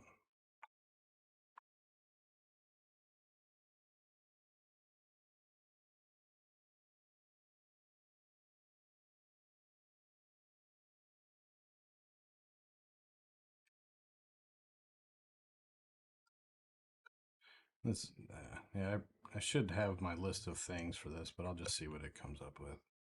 And then I'll convert this to JSON, put it into my project plan stuff, and then I'm gonna switch gears. I need to go look at, again, the dialoguing interaction with a controller-based game like Baldur's Gate when there's multiple things near you. I can't remember how they handle it, but that's probably the model I'll use.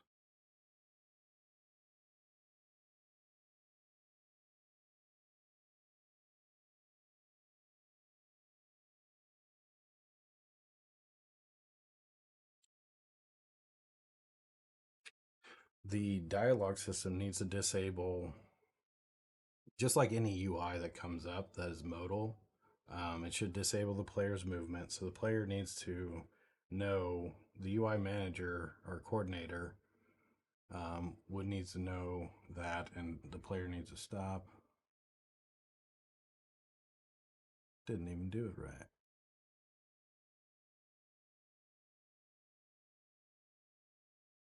It didn't do it. Usually does. Raise dialogue start action. No. All right, whatever. I'll make my own plan. Typically, it does pretty good about that.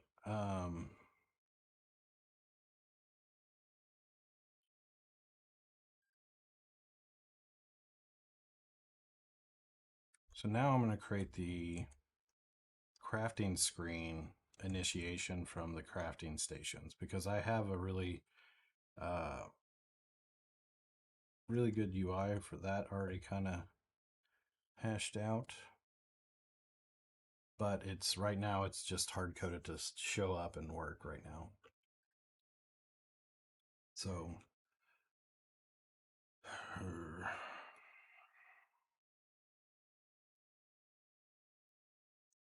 what is it? I could continue with the dialogue and get that working better and interactions. I don't have any game that controller based game.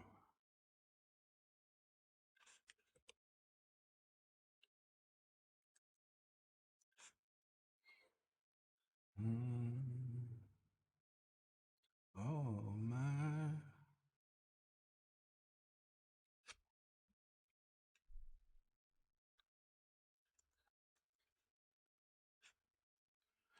I believe this is going to be the one. Let's make sure I actually have enough hard drive space. Probably shouldn't download this while I'm streaming. Yeah, I do.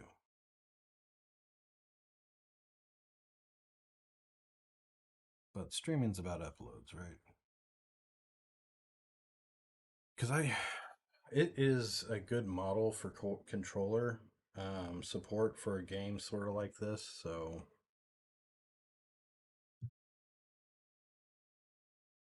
I'm going to test something out though. So let's get rid of you for now.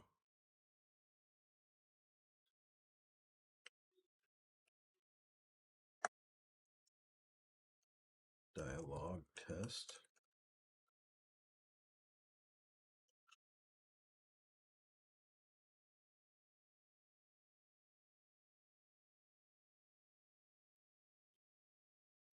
Oh crap, I left the crafting screen on.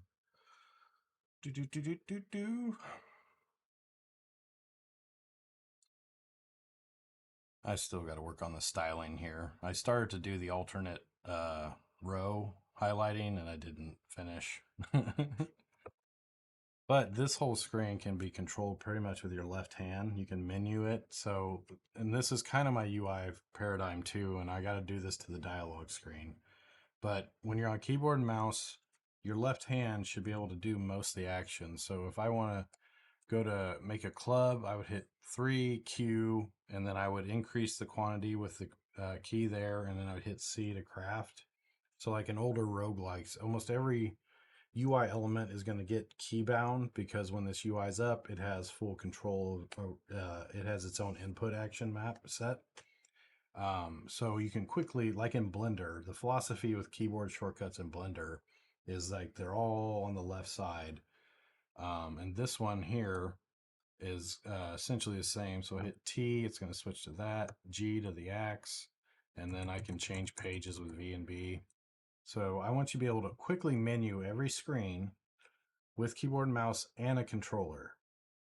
Instead of having to rely on the virtual mouse with a controller, which is just annoying as fuck to use, it's going to have a very similar system. So whenever a UI is up, the controller will have its own UI action bindings and the glyphs. So instead of letters next to the item on the UI, you would just use the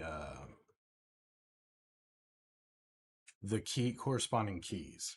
But let me turn this off because that's not what I was testing right now. Getting close to having the UI set up how I want, or that's the methodology. I want you to be able to menu really fast. I want you to be able to menu fast with a controller, and because again, Rimworld, I love playing Rimworld. I love Elin, but they're not as controller friendly as I would like, or at all. Um, see if he's still working.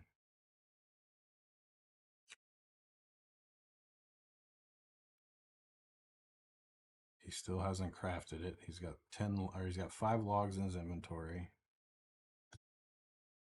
Still got 5 logs.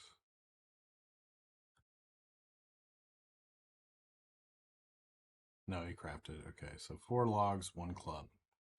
That's still working, but he needs to, after he's done crafting at the work, well, two things. I need an interaction point on the crafting benches, so there will be a position or an interaction point for workbenches. And instead of him pathing to the pivot of the workbench, he would path to that interaction point, which would be right here in front of it.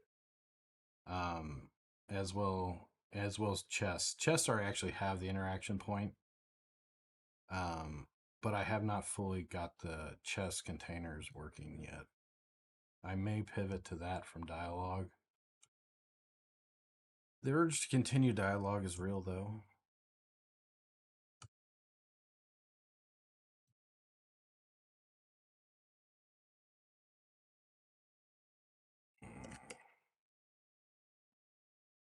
Ooh, man. New plan. Dialogue plan.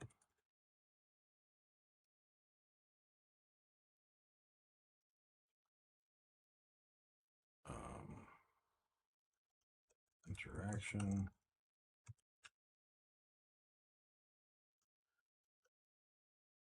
Use grid logic versus colliders for interaction. All right. Starting dialogues. Use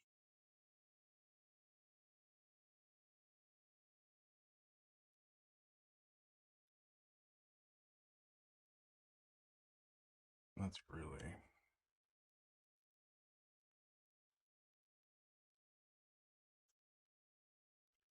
add more events The dialogue system. Start. In dialogue events.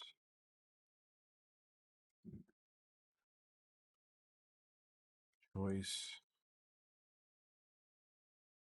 Events.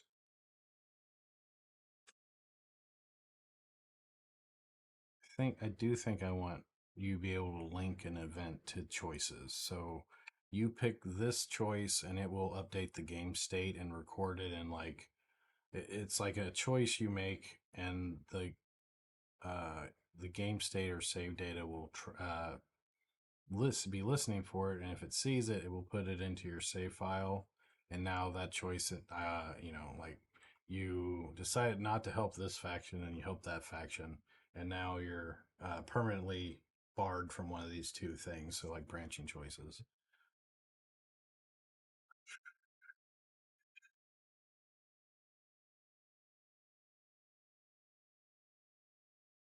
That's all I can think of for that for now. Save that plan.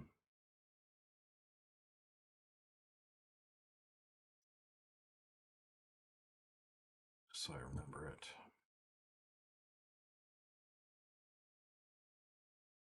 Yeah, let's create the. Yeah, we need the. I need the interactable or interaction. So let's do that.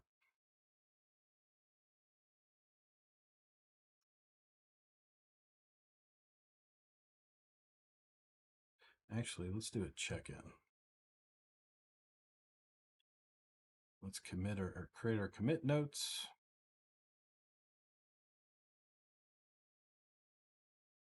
Add dialogue system and project planning editor. Introduced a new dialogue system with scriptable object-based dialogue data, UI toolkit dialogue screen, MVVM architecture, and dialogue triggers. Added project planning editor tools, including data models, JSON plans, and custom Unity editor window for managing project phases and tasks.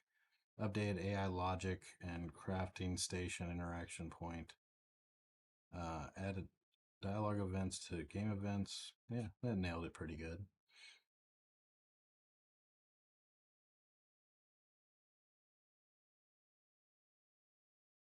All right, so now interfaces.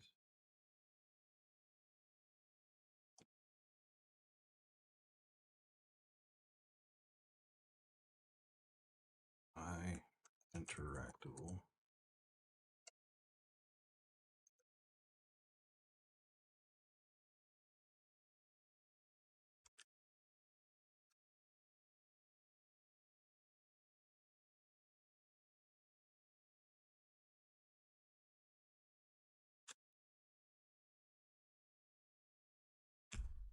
This is why I like making scripts in Visual Studio instead of Unity. I don't have to deal with that. Um,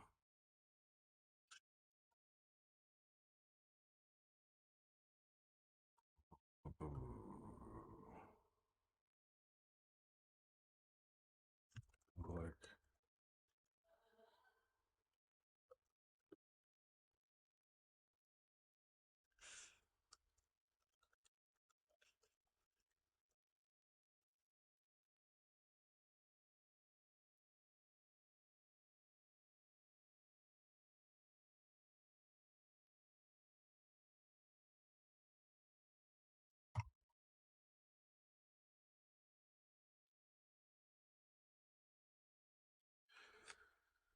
So this would be the interactor. So I'm just going to make it unit.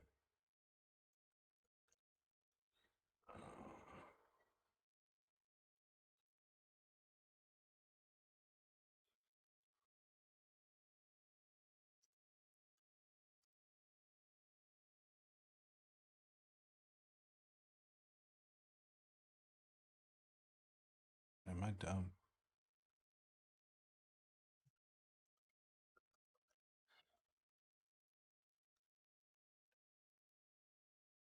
Oh, duh.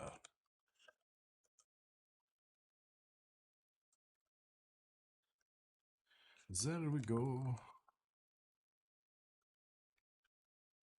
Okay, so we have our interface. I don't need that. What other things must they implement?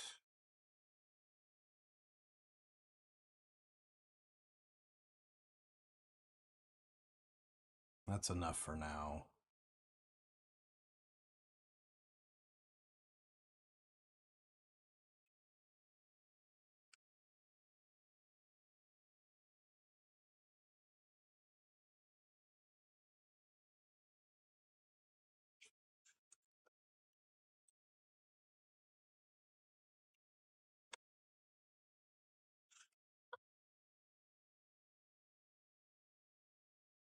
Oh, I have a logic for adjacent. I think it's in the attack. Action.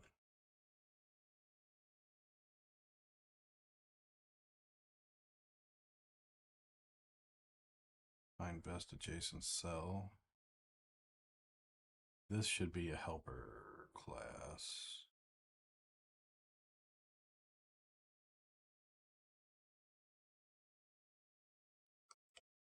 Well, no. This one has got a little logic in here.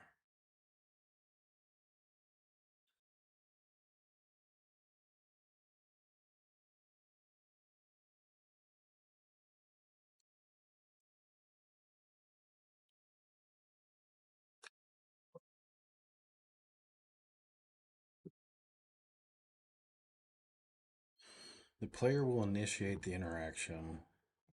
Um,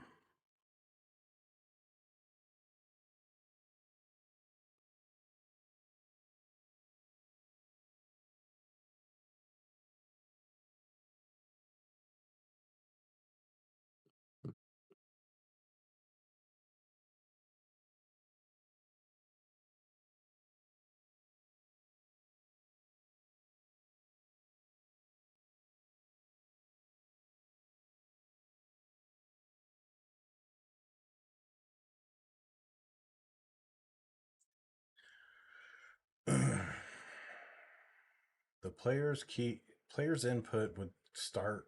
It would look for the closest interaction to them. But with grid based stuff, it's going to be possible. I have two interactables near me.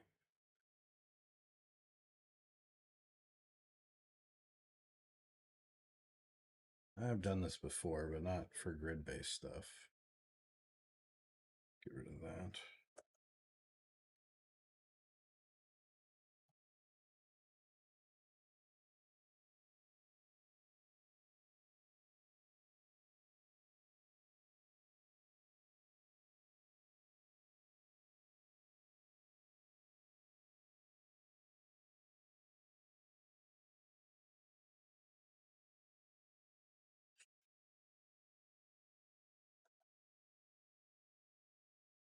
So it needs a game object to show the interaction. So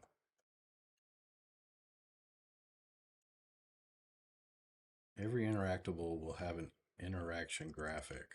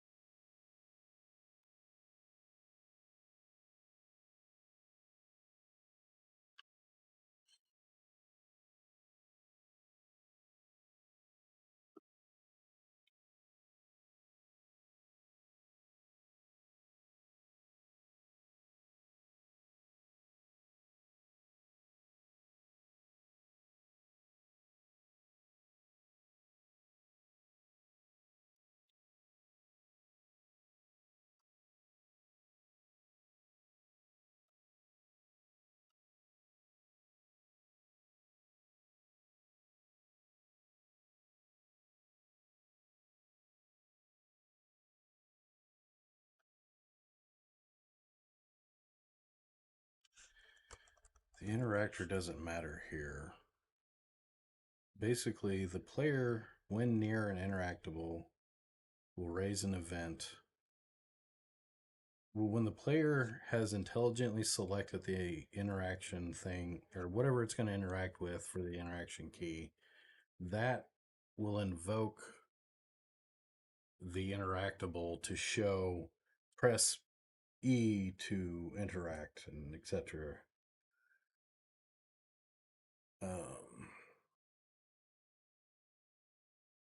Do I want this in the interface?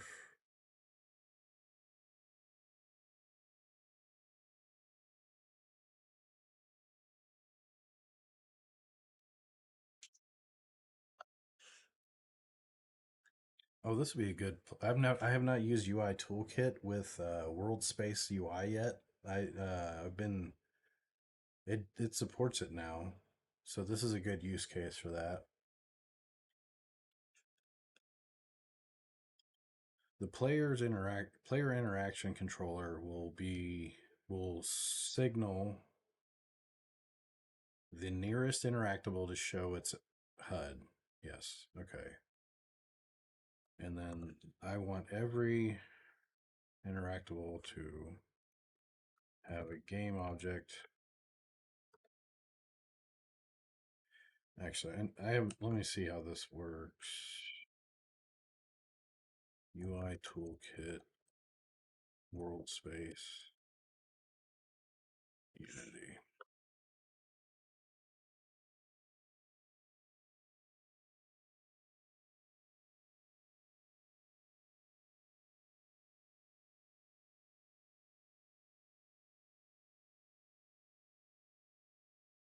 Oh, that doesn't seem so bad.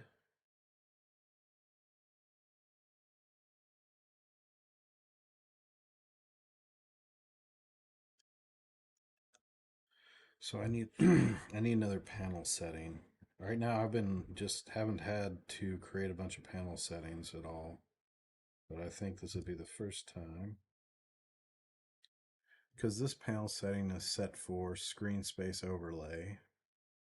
So I want to create a new UI toolkit panel settings asset, world space panel settings. This will be world space, collide, determines if the colliders created around documents in the world space are trigger colliders or not. This is my first time actually doing a world space with UI toolkit.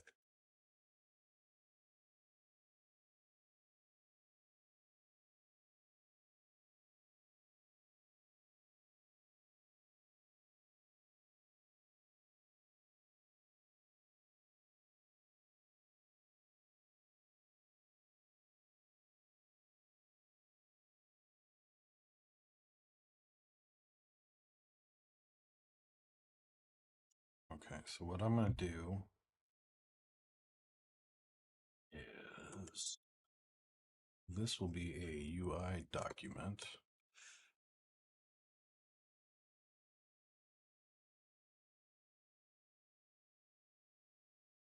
Interaction UI.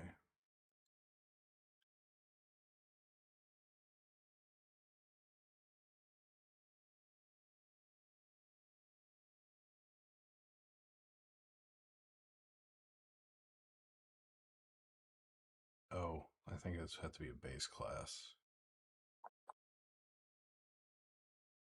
right? I thought you could.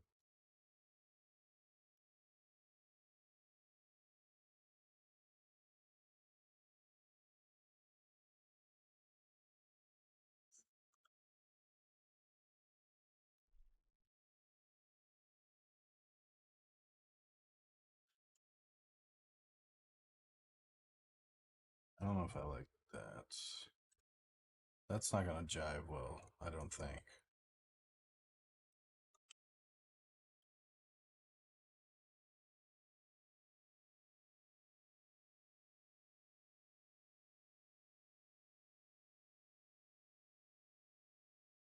because Unity doesn't serialize properties, so I couldn't set this via the inspector.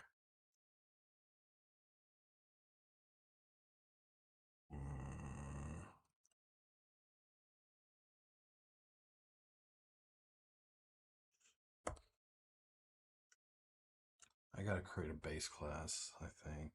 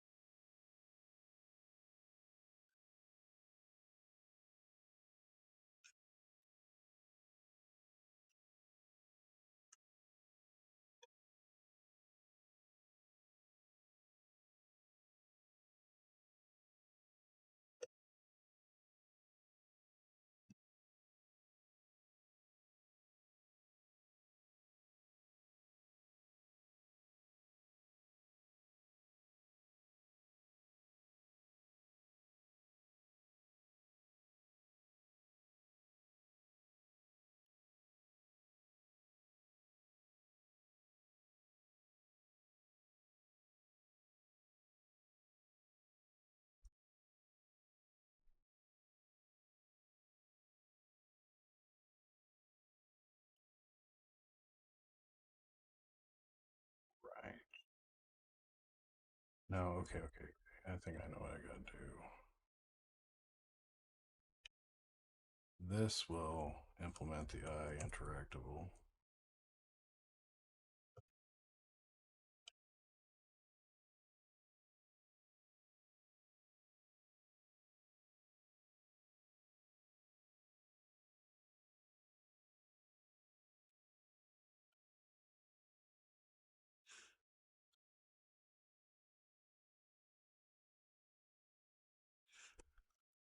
Oh, my brain.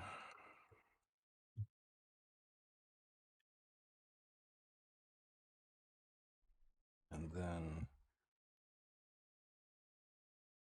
you would override that.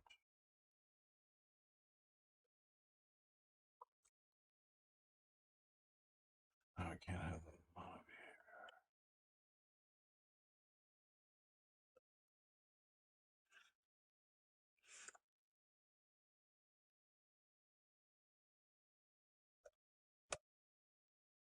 Okay, there we go.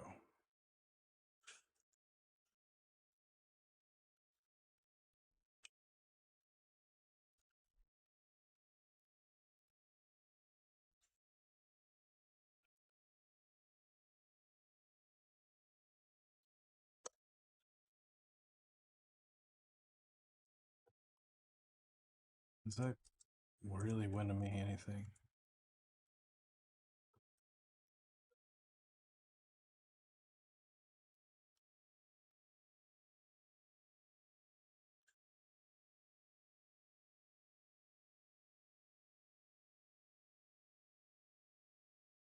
Oh, I don't need to do that. That's right. Um,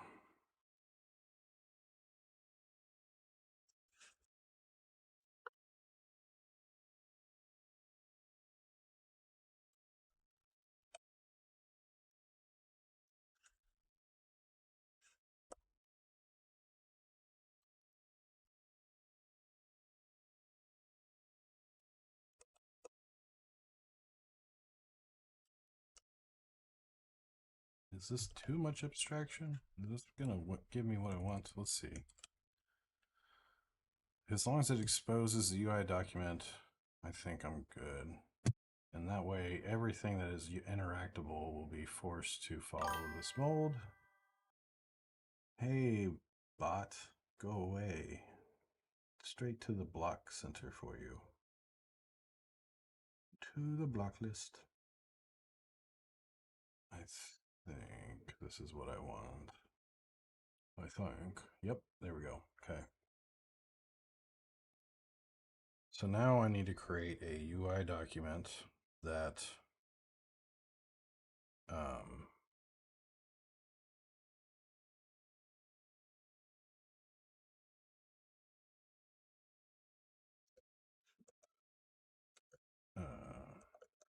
interaction,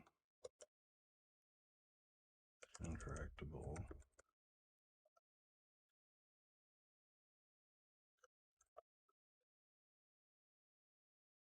Now we're going to give it the world space panel settings. Fix bounding box center.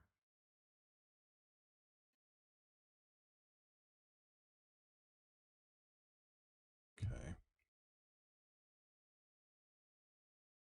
So now I need to create the UI element.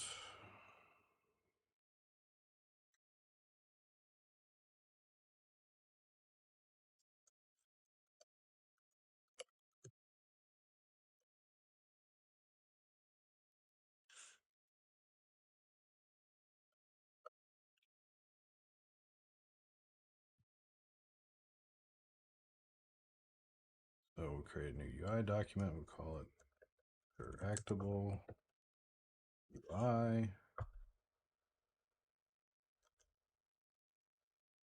Open it up. We're going to add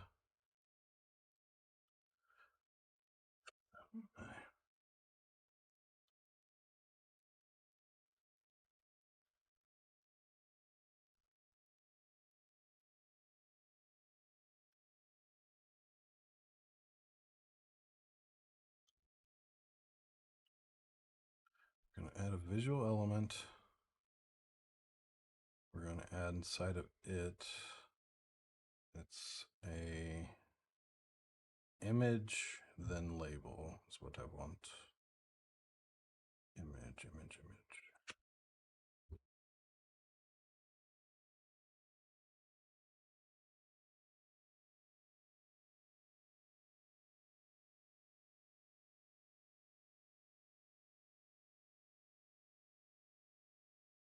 I thought there was just like a straight up image.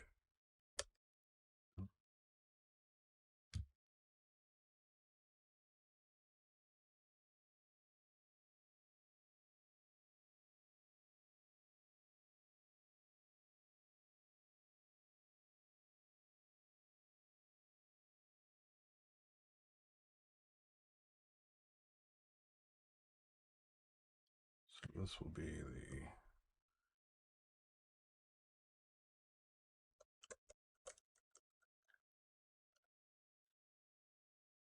and then we have a label right after that.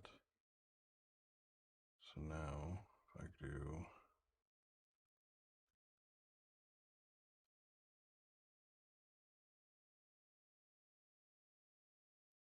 just need something simple now. Apple. Until I actually get the like E key or whatever it is. Because technically I could just use a label in this but if I'm going to do glyphs and the interaction icon is going to go be an X or a triangle or whatever it is on a PlayStation controller, Xbox controller, I should go ahead and just get this set up for an icon. And then I will create a scriptable object that holds all my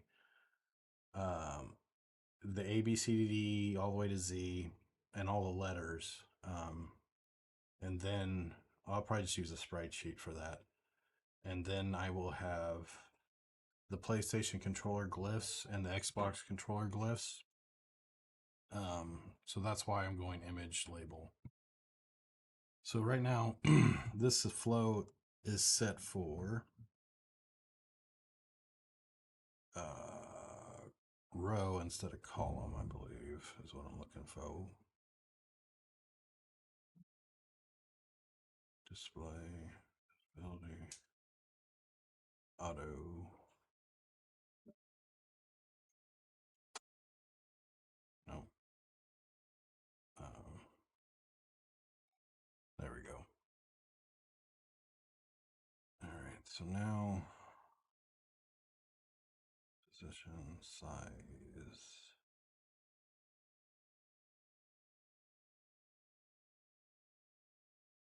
Make it 10%, 10%.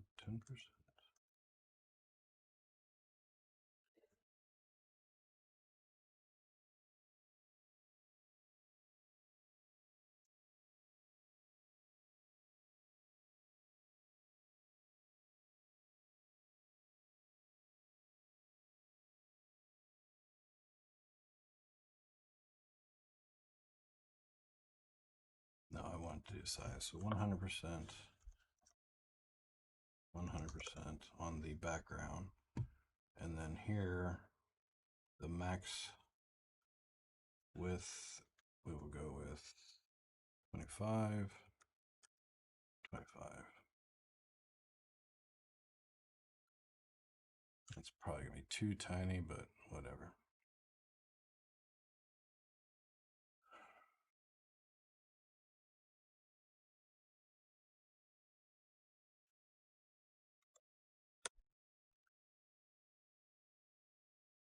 And then this will be our label.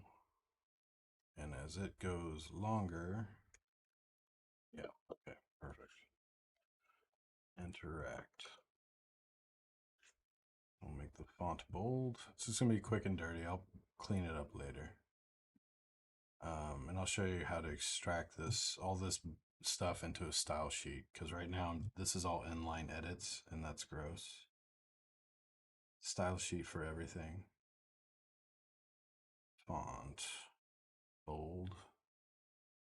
And then we're gonna go with chisel extra bold. Century. Chisel black. Medium. Semi bold.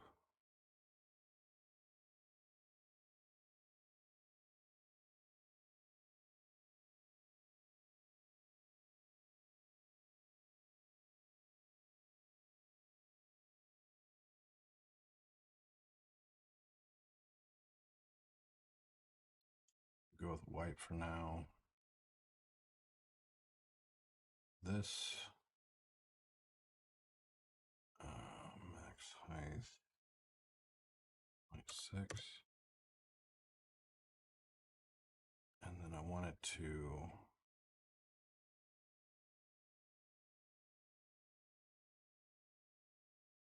line items justify.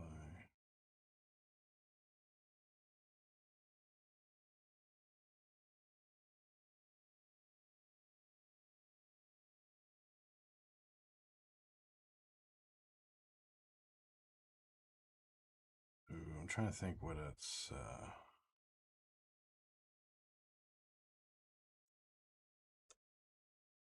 no, let's for now I'll just leave that B. Max width. Well, I think I can control this, so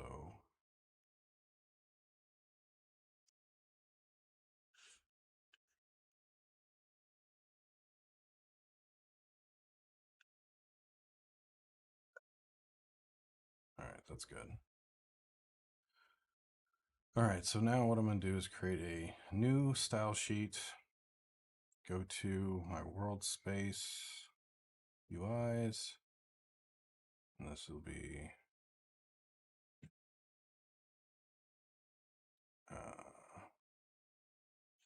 interactable.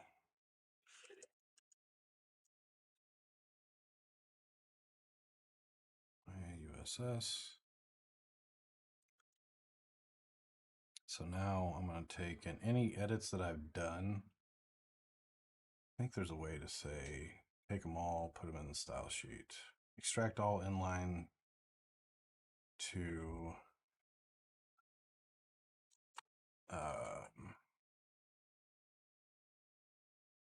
new class. So this will be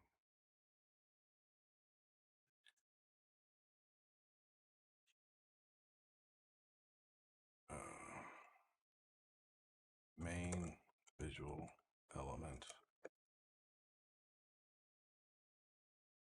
And then here, so now see there's no white beside the stuff anymore.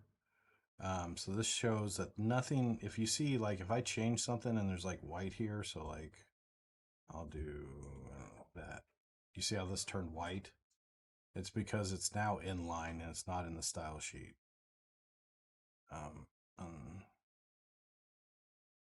Set. There we go.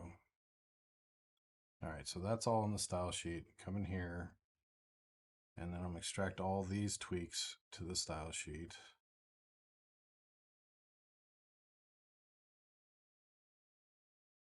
and this will be interactable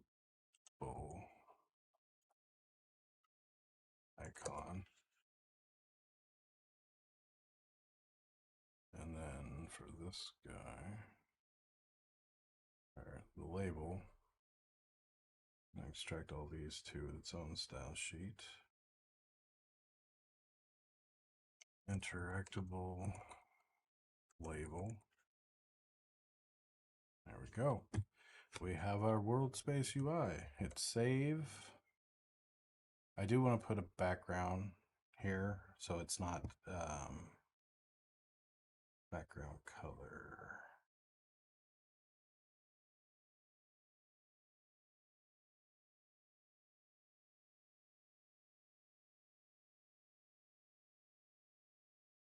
For now, we'll do like that. I almost want to round the edges. I don't know how I do that. Eventually, I'll make a background banner for it instead. We still good? Okay. So I'm going to save, close this, and we're going to go back to the editor.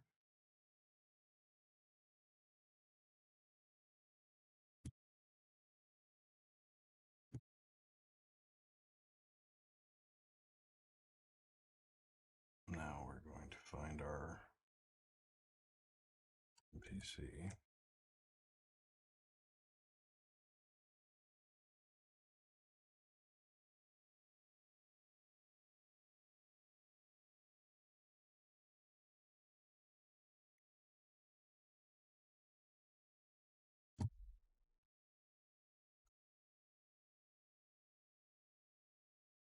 I would assume it's visible.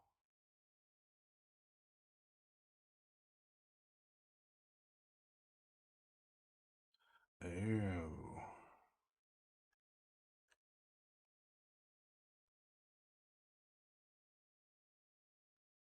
I have to expose.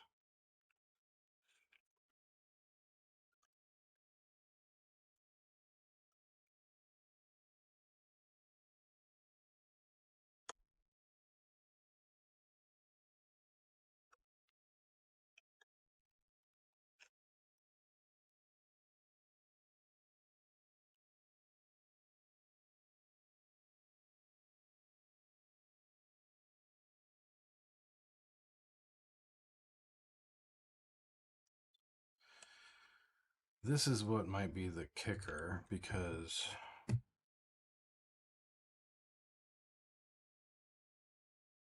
like here, if I add a new game object, call it interactable UI, add a UI doc to it. I can set the panel settings, world space, interactable. See, there it is. It's super big.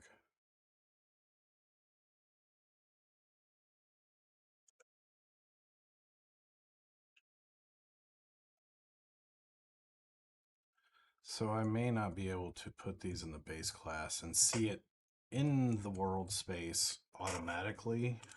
Like, so it would happen on. Ah, that sucks. Okay.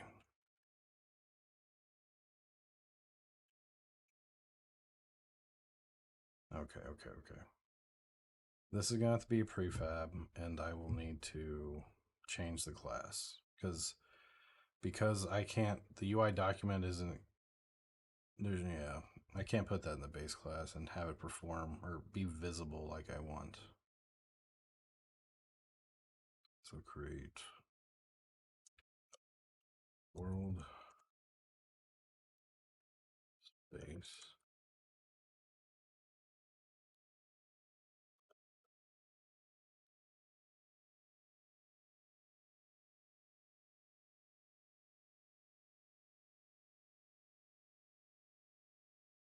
Okay, so now it's a prefab. And we're going to go from this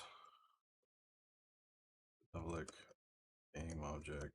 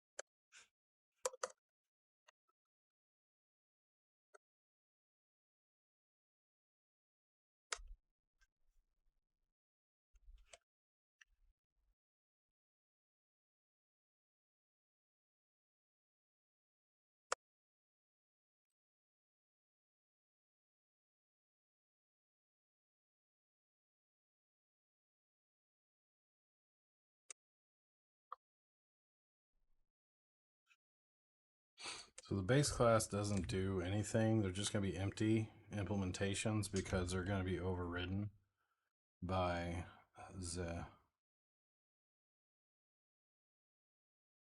Oh, I forgot to do virtual.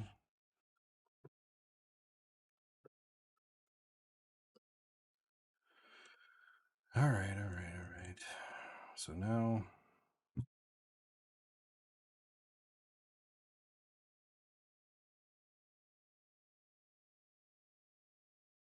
Actually, I really don't need to override these guys. I can just do this in the base. So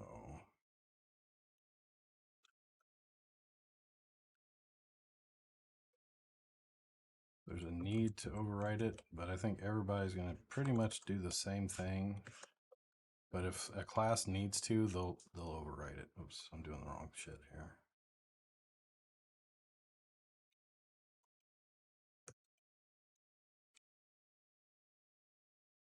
There we go.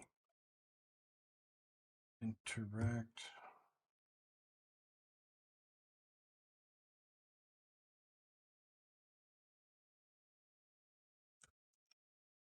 So I can get rid of these. Now the base class handles that for us, and we keep our interactables clean.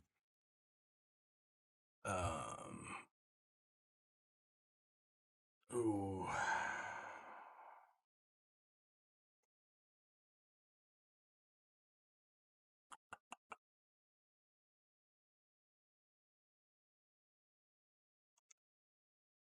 All right, so now that we've created our interface and our interactable base class and interface, I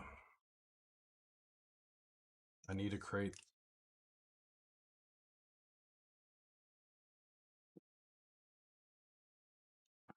the player needs to detect when he's near one. And when he does detect when he's near one, he will trigger its show interaction UI and it'll pop up.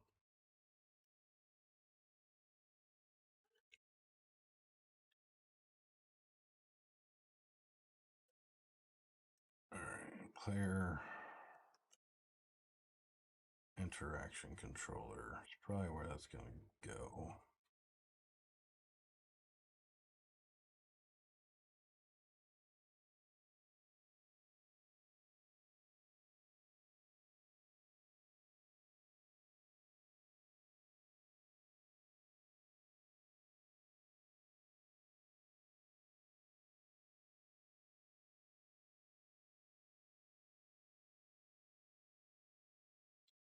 This is really about creating zones at the moment.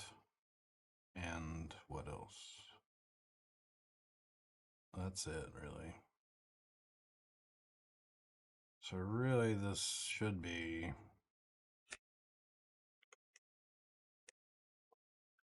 player zone controller, essentially. Because it allows you to drag a selection and say this is a farming plot.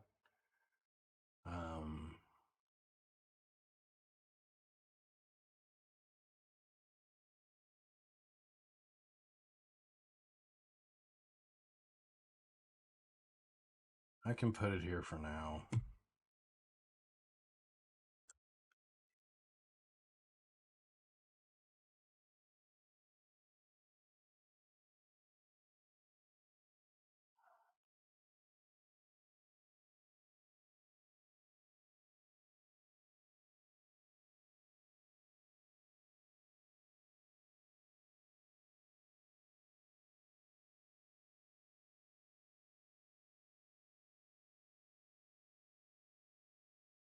So what I could do to be more performant is every time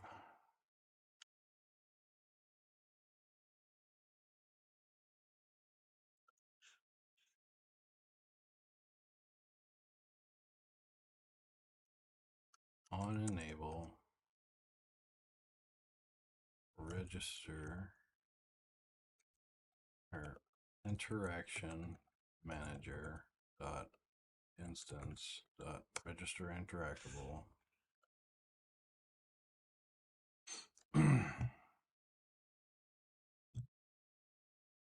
And basically, every interactable will register itself with the interaction manager. And instead of me doing a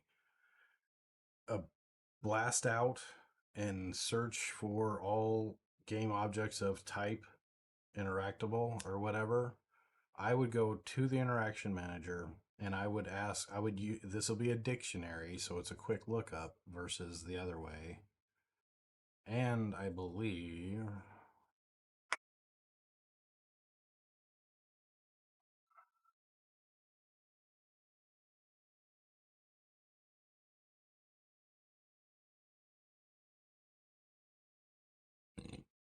pardon me, pardon my French.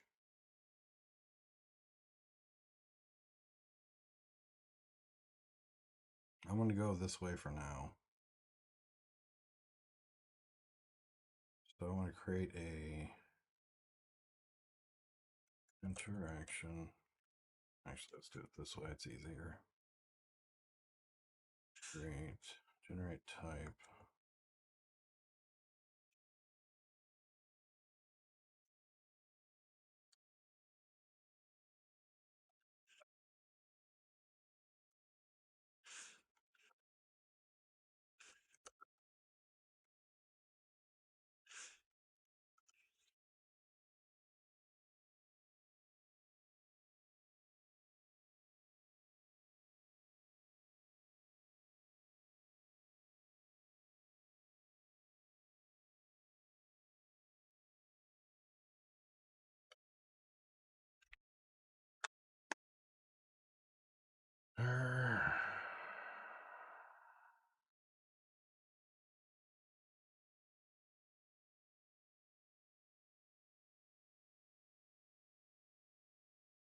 No, I'm just going to use a list for now.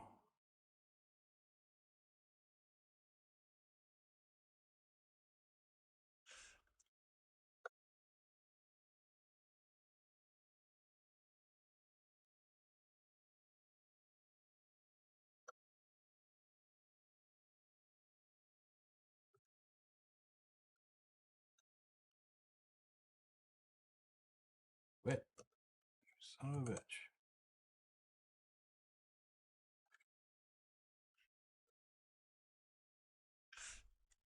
Oh.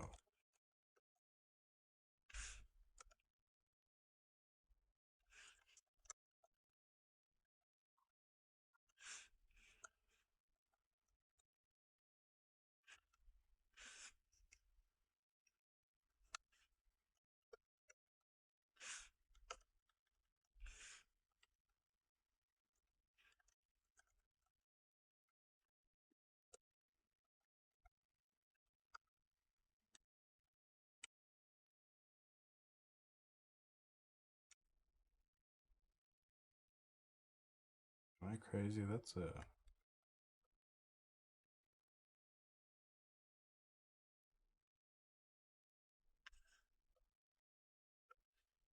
public start. There it is.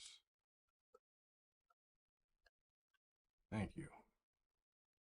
You dumb bitch.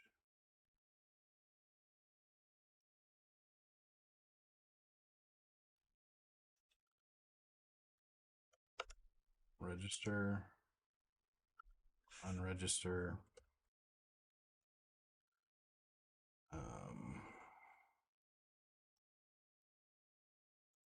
Now I have every interactable will register itself on enabling and disabling. And then I can just say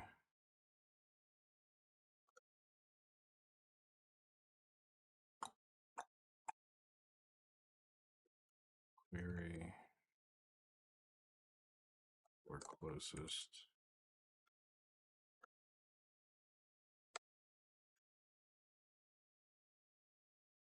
Get closest interactable position range. Closest difference. Might not be the fastest way, but I'll use it for now.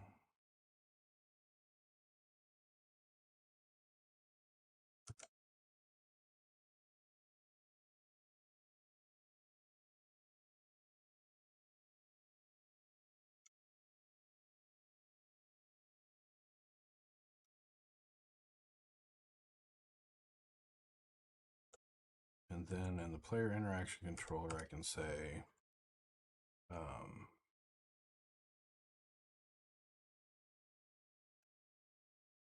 I probably wouldn't do this on every or every frame. I would stagger it, but for now, I want to do it on every frame.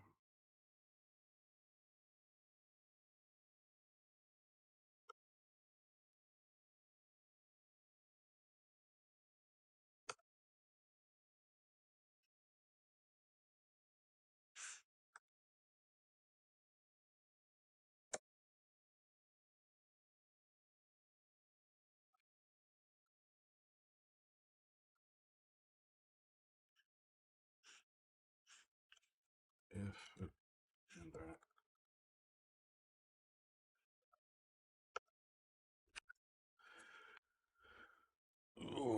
so now the player will actively seek out the closest interactable and it will show the interaction UI.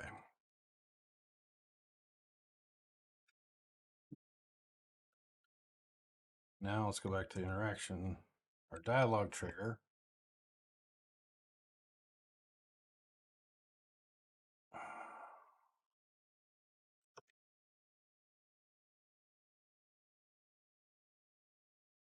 For now, I'm just going to hack this in. I hate doing it, but I'm doing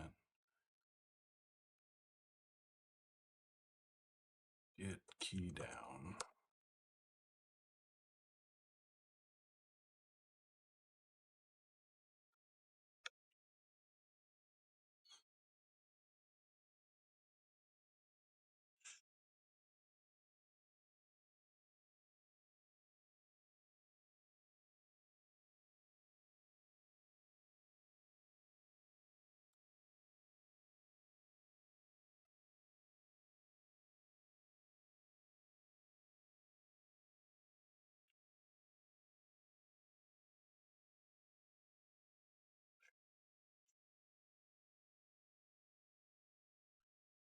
All right, so that will trigger the interaction. And this will do this.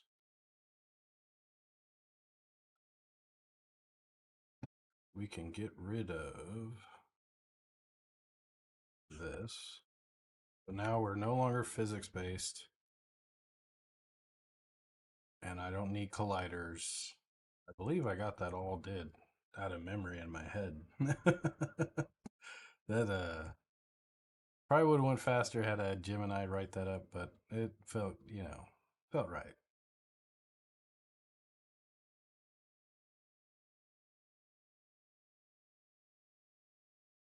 So let's go to our dialogue test NPC.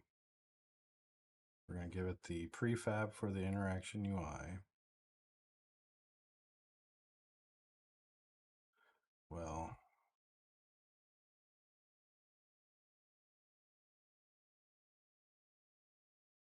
yeah, and we're going to delete this one.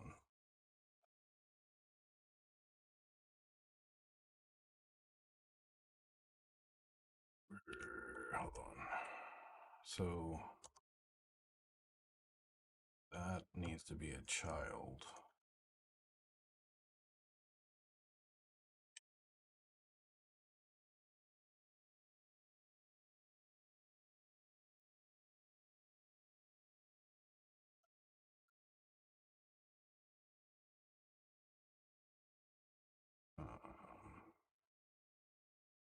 If interaction UI not equal to null,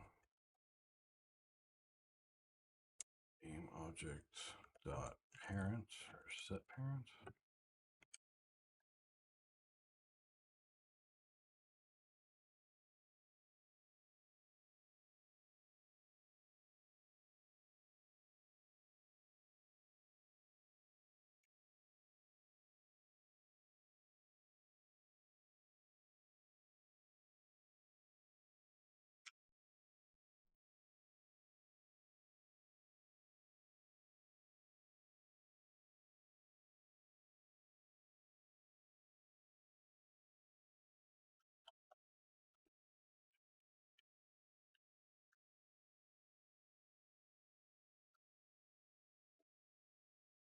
Yeah, that's it. So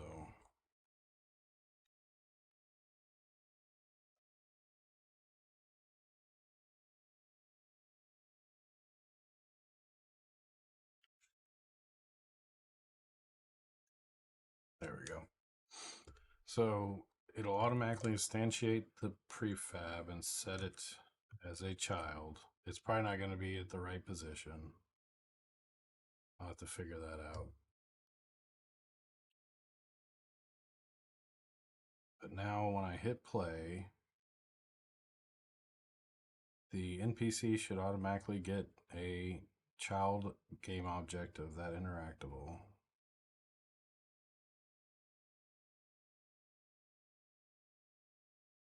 It did not. Oh, wait, I didn't add that class. Hold on.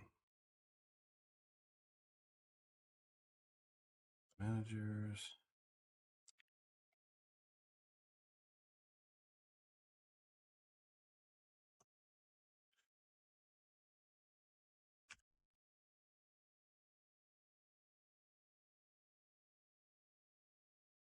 I'll put it on this guy.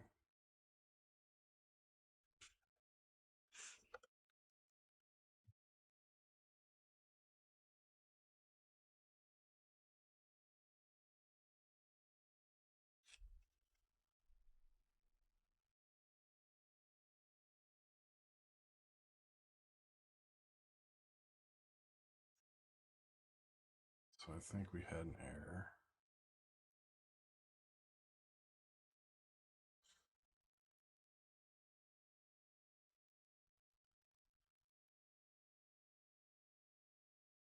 Oh, that's not related. That's something else.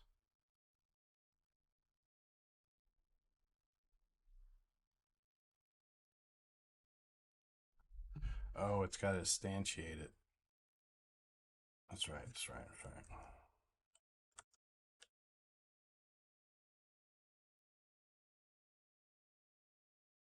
Uh-oh.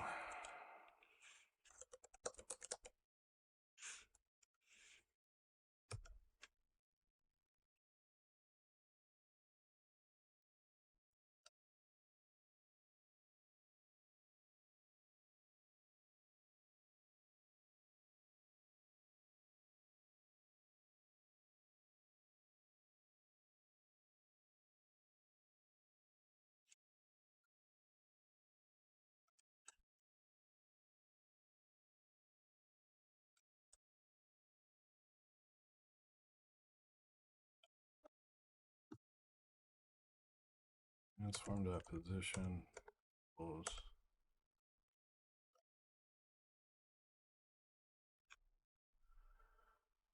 All right. Now this should work. I can turn off the colliders. I'll delete them really. Player. Disable. Remove.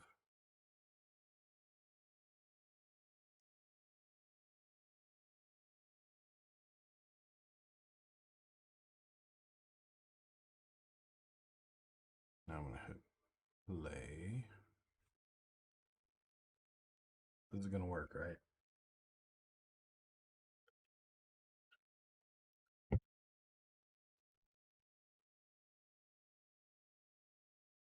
No errors. That's gravy.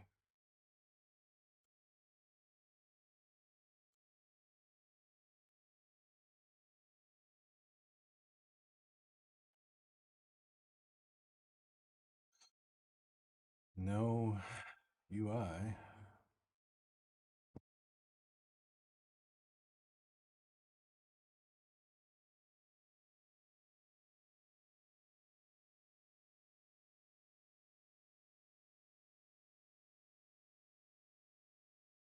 Oh, wait.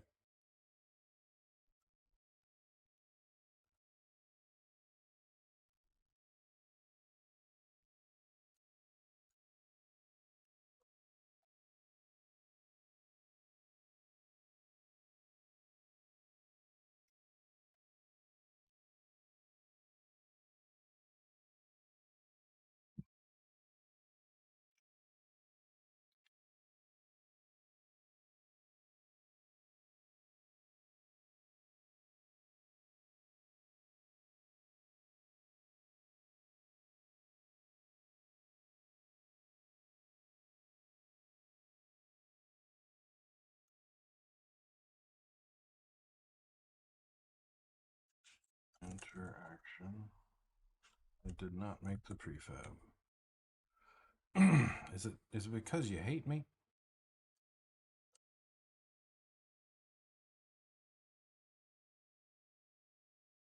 Put a breakpoint here. Attached to Unity.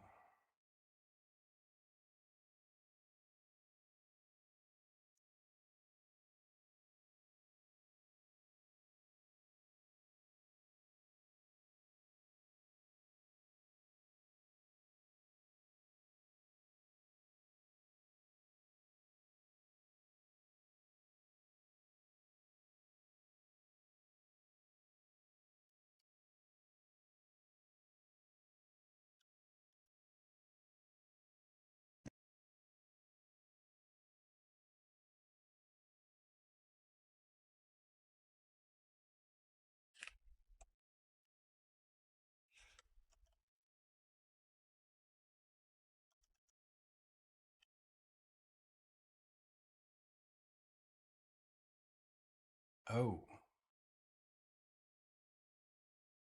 is it because this one's firing? I may have to move that up.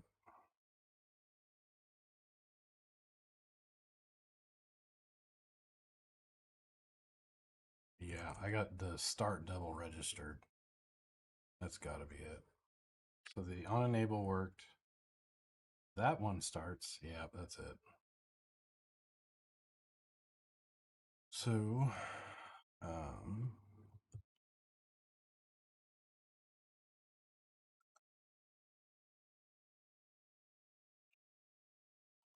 and we'll get rid of this here. Now everything should work. We're close. We're close to having a very abstracted interfaced interaction logic that can be customized to whatever interactable I want. Just like,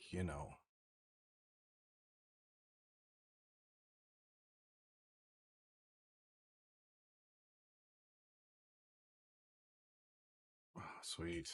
There it is. Shouldn't be visible right now. Oh, wait. I have, that's right. That's right. That's right.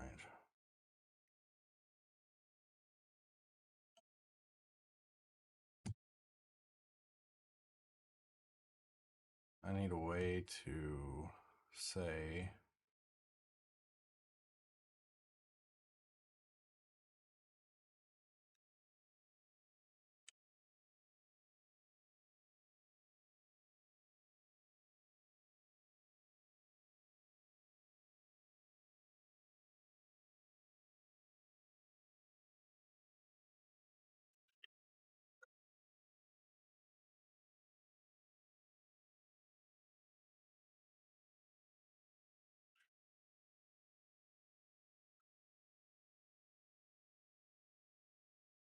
by deep. So as I don't know if this is the right answer. It seems messy. So I'm going to be constantly enabling, disabling.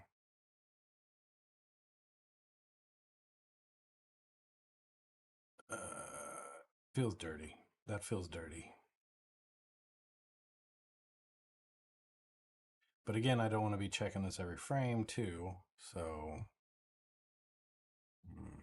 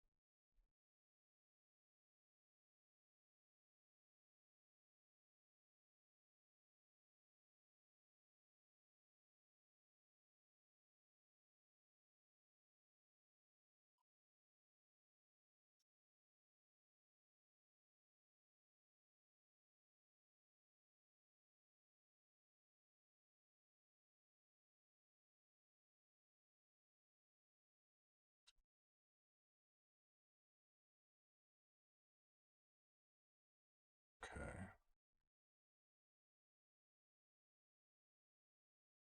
Do funny.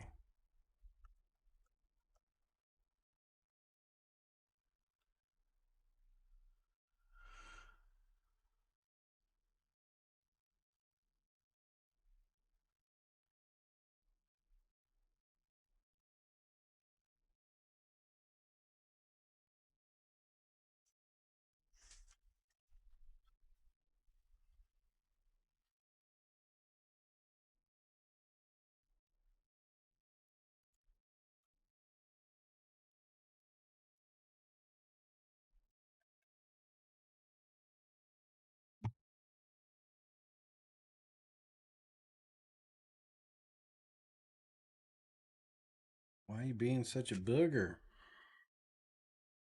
Oh shit! I didn't see why. I don't know why that should have stole that.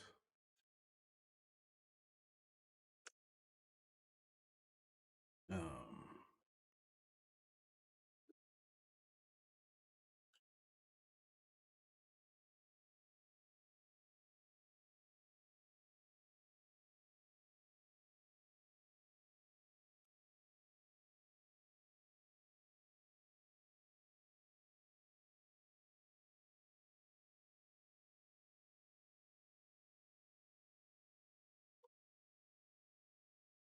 it was using the camera. It was doing distance checks with the camera, which you would think.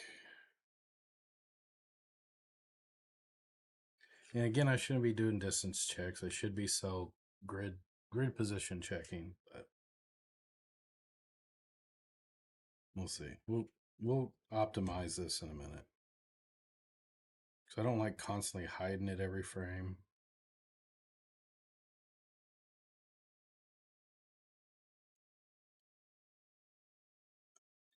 You some bitch.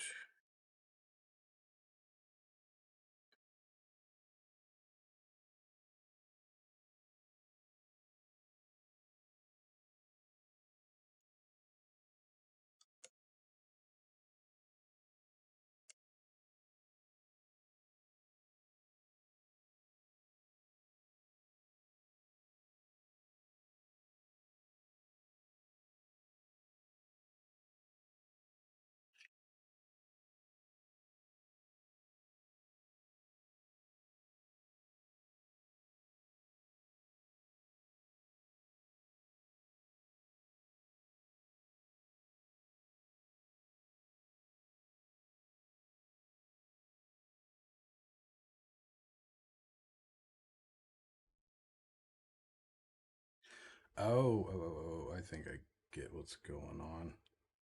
It's constantly hiding it. So it'll show it, set active, but then we come right back in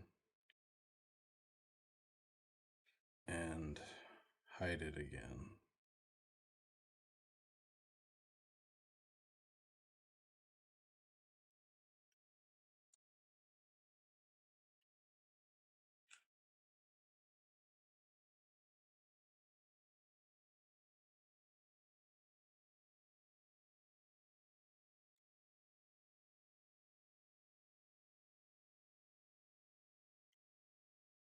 Not.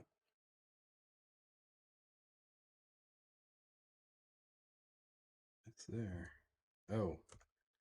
Well, it doesn't help that it's, way the fuck over there.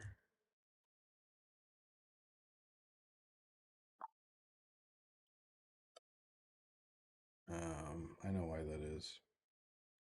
The prefab's transform is all over the place. So now I'm zeroing out the transform on the prefab. Now it should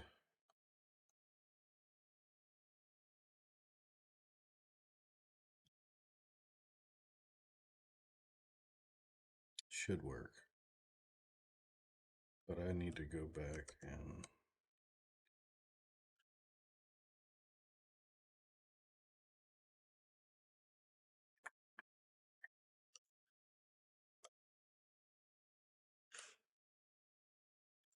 else. This way it won't hide it unless if it is a candidate, it will not run this and it should stay visible and not flicker too. Because I imagine what's going to happen, and even though we may not be able to visibly see it, it's going to be on, off, on, off, on, off. And really, oh, that's how I'll do it. On player movement, when the player's position is changed, I'll make the check for interactables and pop them up. And that way I'm not doing it every frame. But for now, we're doing it every frame.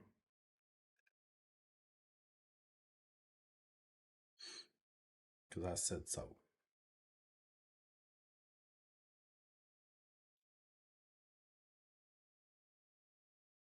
There it is at his feet.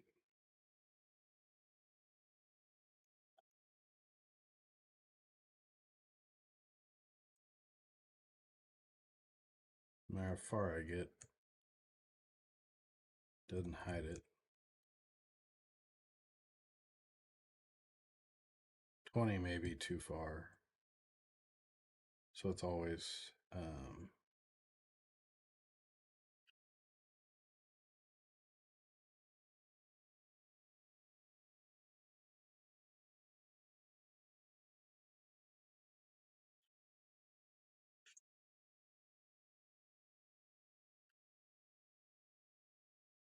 no. Well, that's interesting.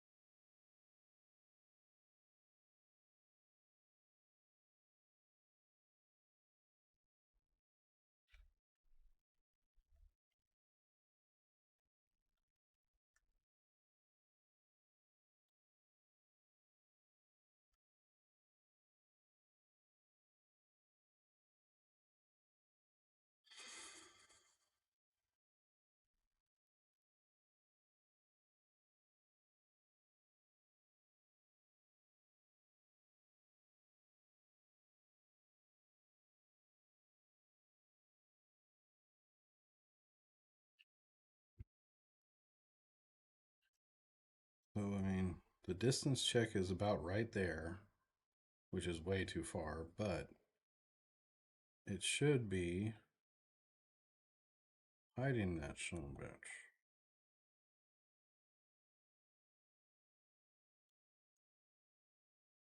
Or disabling it like this, so.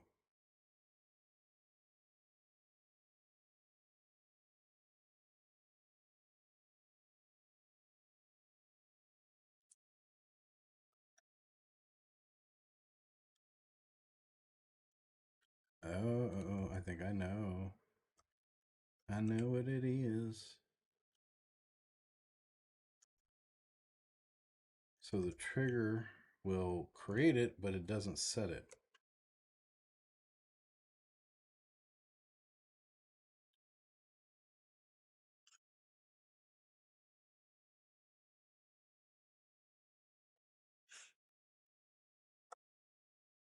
That's what it do.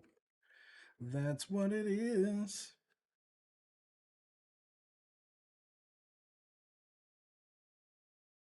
I hope.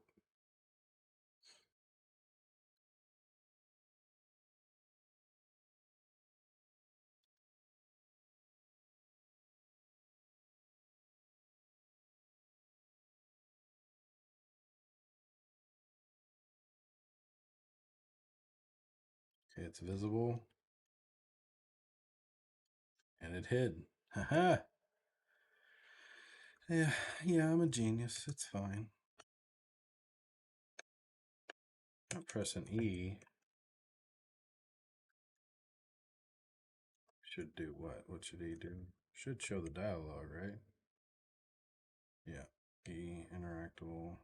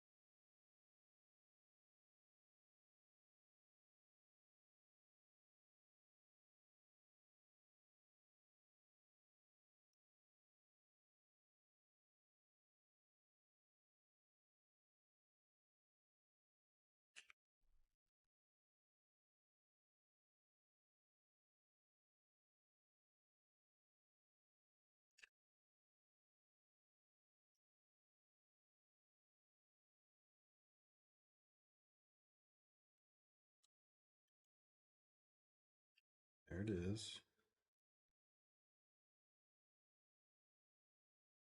Huh.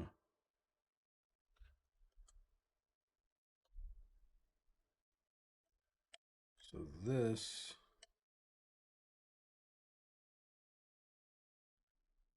is not invoking, is it? It invoked. I bet you it's the frickin' lambdas. Lambdas is no good.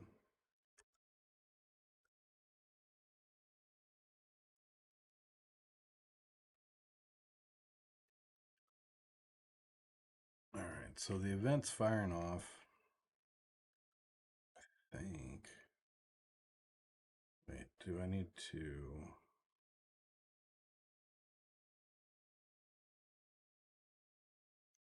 That's fine. It's got to be the lambdas.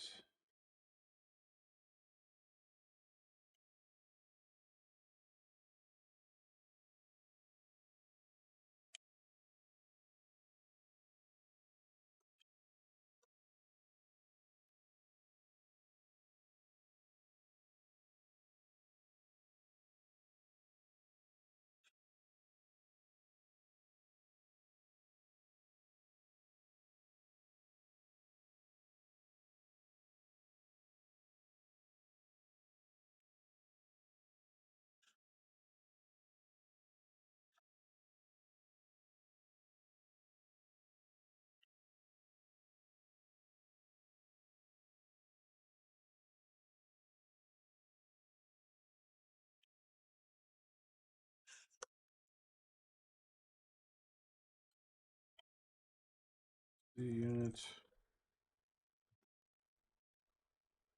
I may need to wire up the events here instead of on start too. It could be. Part of it.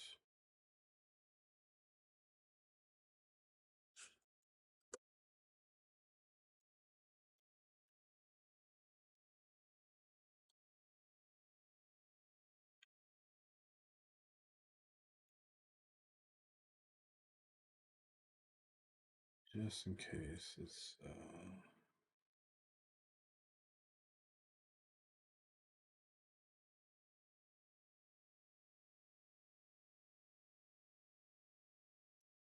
let's do that.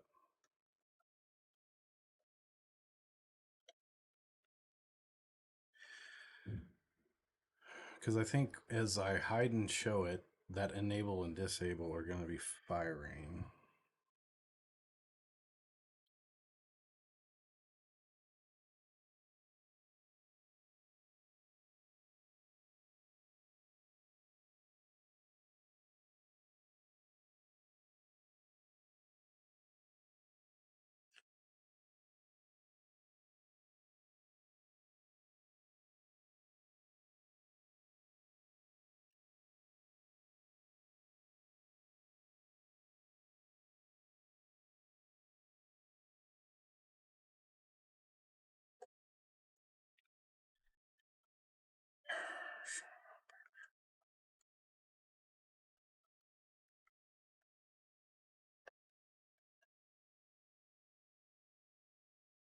Oh, wait.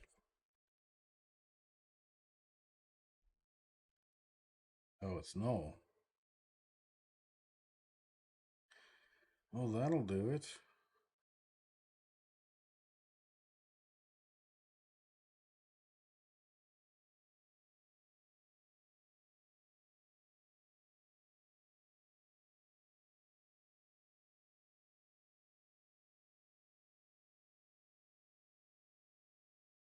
Why in the hell is it no?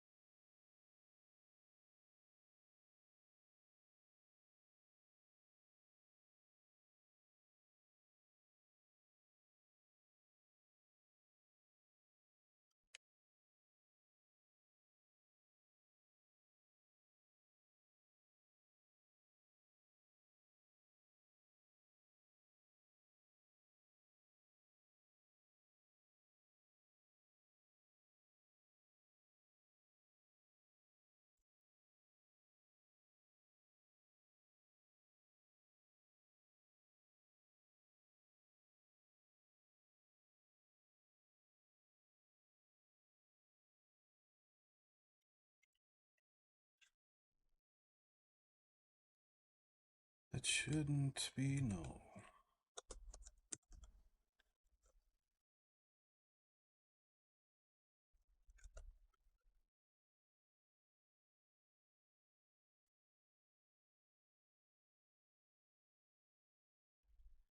All these guys are. And I'm not. These are static event action. There's two.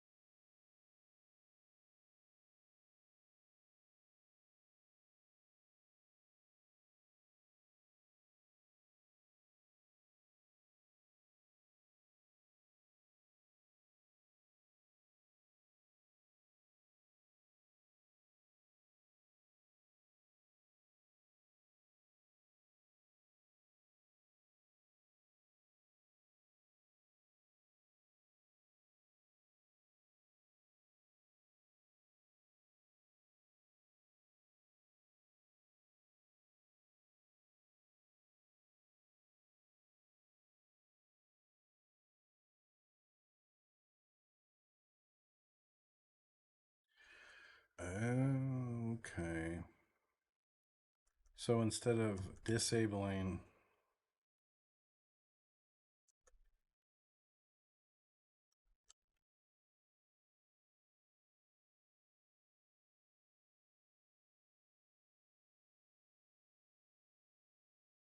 I'm unwiring up the.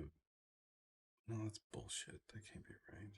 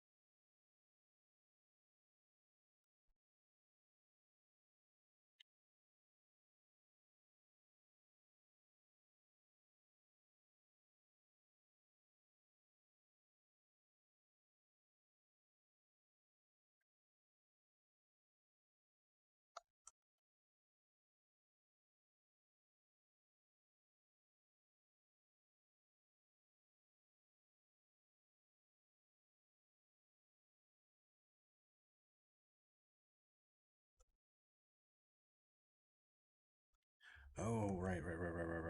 Okay. So I have the UI that's subscribing to this guy disabled. That's what it is. Okay, my brain was melting a little there. I was like, what the fuck?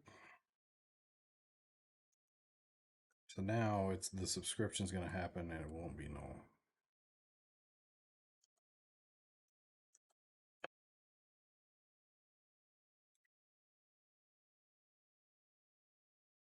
Gonna make me look like a liar.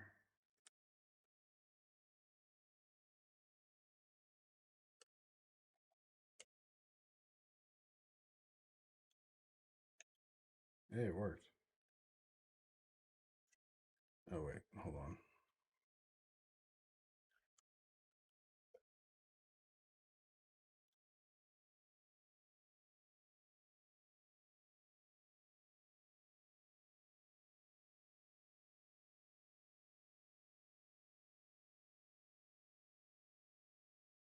So move away, interaction disappears.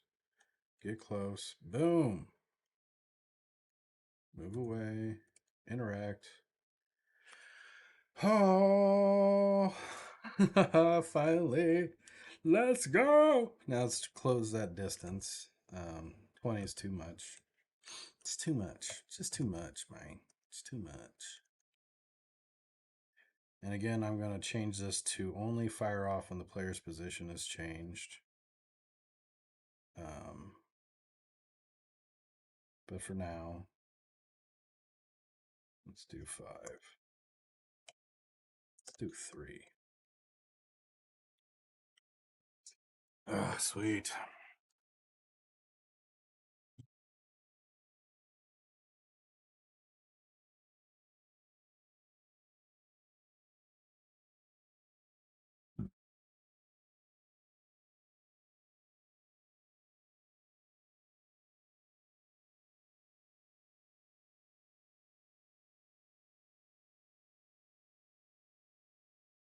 Interaction UI is not there. It's there.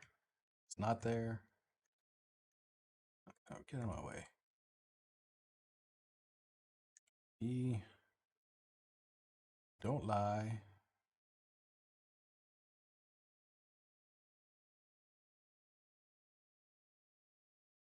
I don't know why that click is not working like I want, but I'm just happy with this.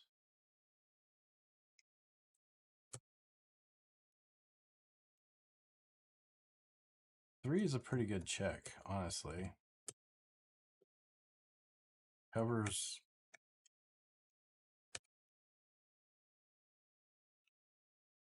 Hey. All right, cool.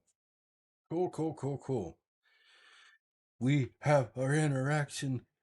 Our interactables are they're abstracted to where I can create brand new interactable classes that can implement their own interactions, call different UIs. This I need to rename this class ultimately, so let's get rid of this. No physics is needed here. I should only update their.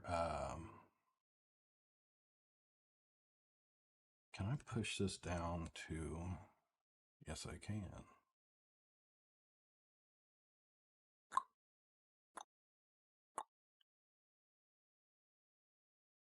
Hmm.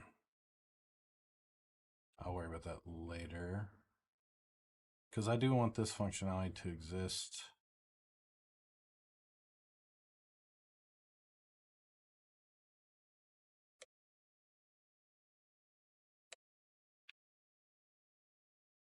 Oh.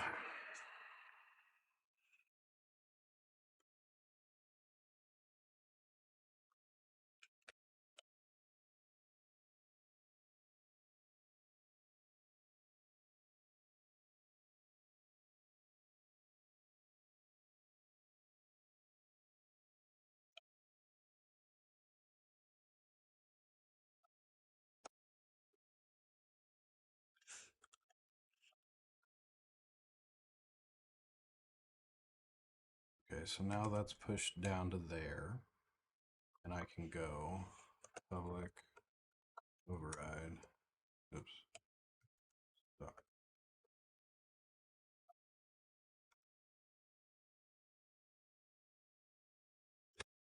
Boom. Because not every interactable is going to have a unit associated with it. But now, all of the core, or a lot of the logic that's going to be shared across the interactables is just going to happen. Um,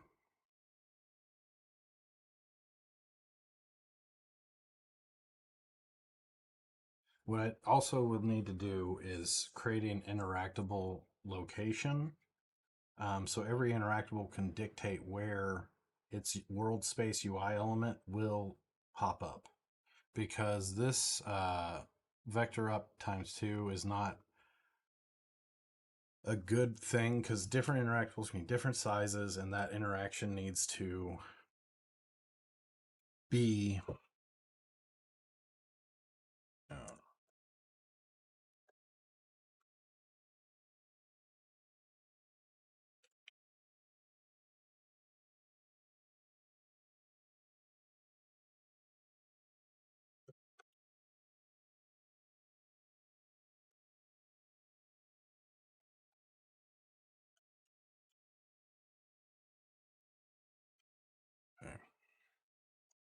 Fuck yes, dude.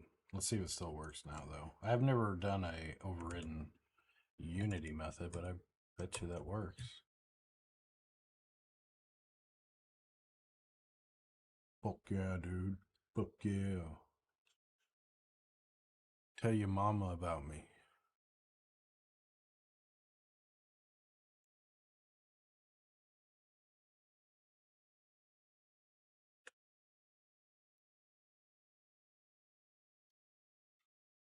Fuck yes, dude. So clean, so clean. And well, the interaction system is very clean.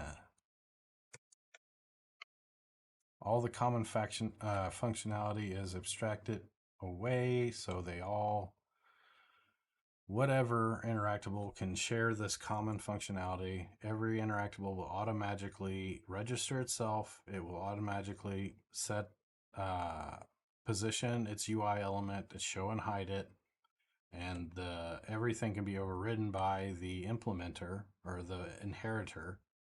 But you know, it's all right. 3 hours, 30 minutes. 10 o'clock. I should go to bed. Big day tomorrow. Son's getting married. Going to bed.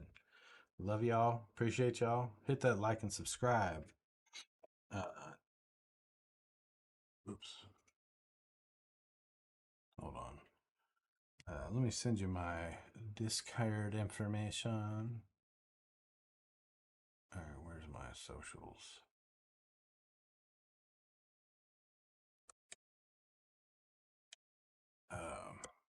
If you want to follow me on Kick, Twitch, Facebook, YouTube, or join the Discord, it should all be there.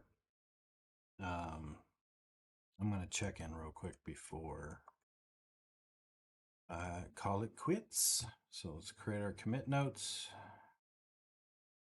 This best say add world space interactable UI introduces a new interactable interface and interactable base class for interactable objects along with an interaction manager to manage registration and proximity queries. Adds world space UI prefabs, UXML, USS for interactable prompts, and updates player interaction controller and dialogue trigger to support interactions via UI and key press. Refactors dialogue event handling for improved clarity and extensibility. Thank you. Thank you much. I didn't even plan on doing this much, but this paves the way for the crafting station interactions and every other thing you can interact with. Um, and it's a good thing. Something I was gonna have to get along. Or one, I learned UI toolkit world space stuff. I've got my eye interactable, perfect, beautiful. I got I've yeah, it's just good evening. It's a good evening. A lot of good progress. Um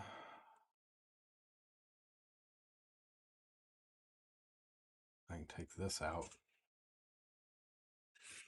I need to rename this, but I'll do that tomorrow. Or Saturday probably. All right, appreciate y'all stopping by. I'm going to bed. Um this is good. This is good stuff. So talk to y'all later.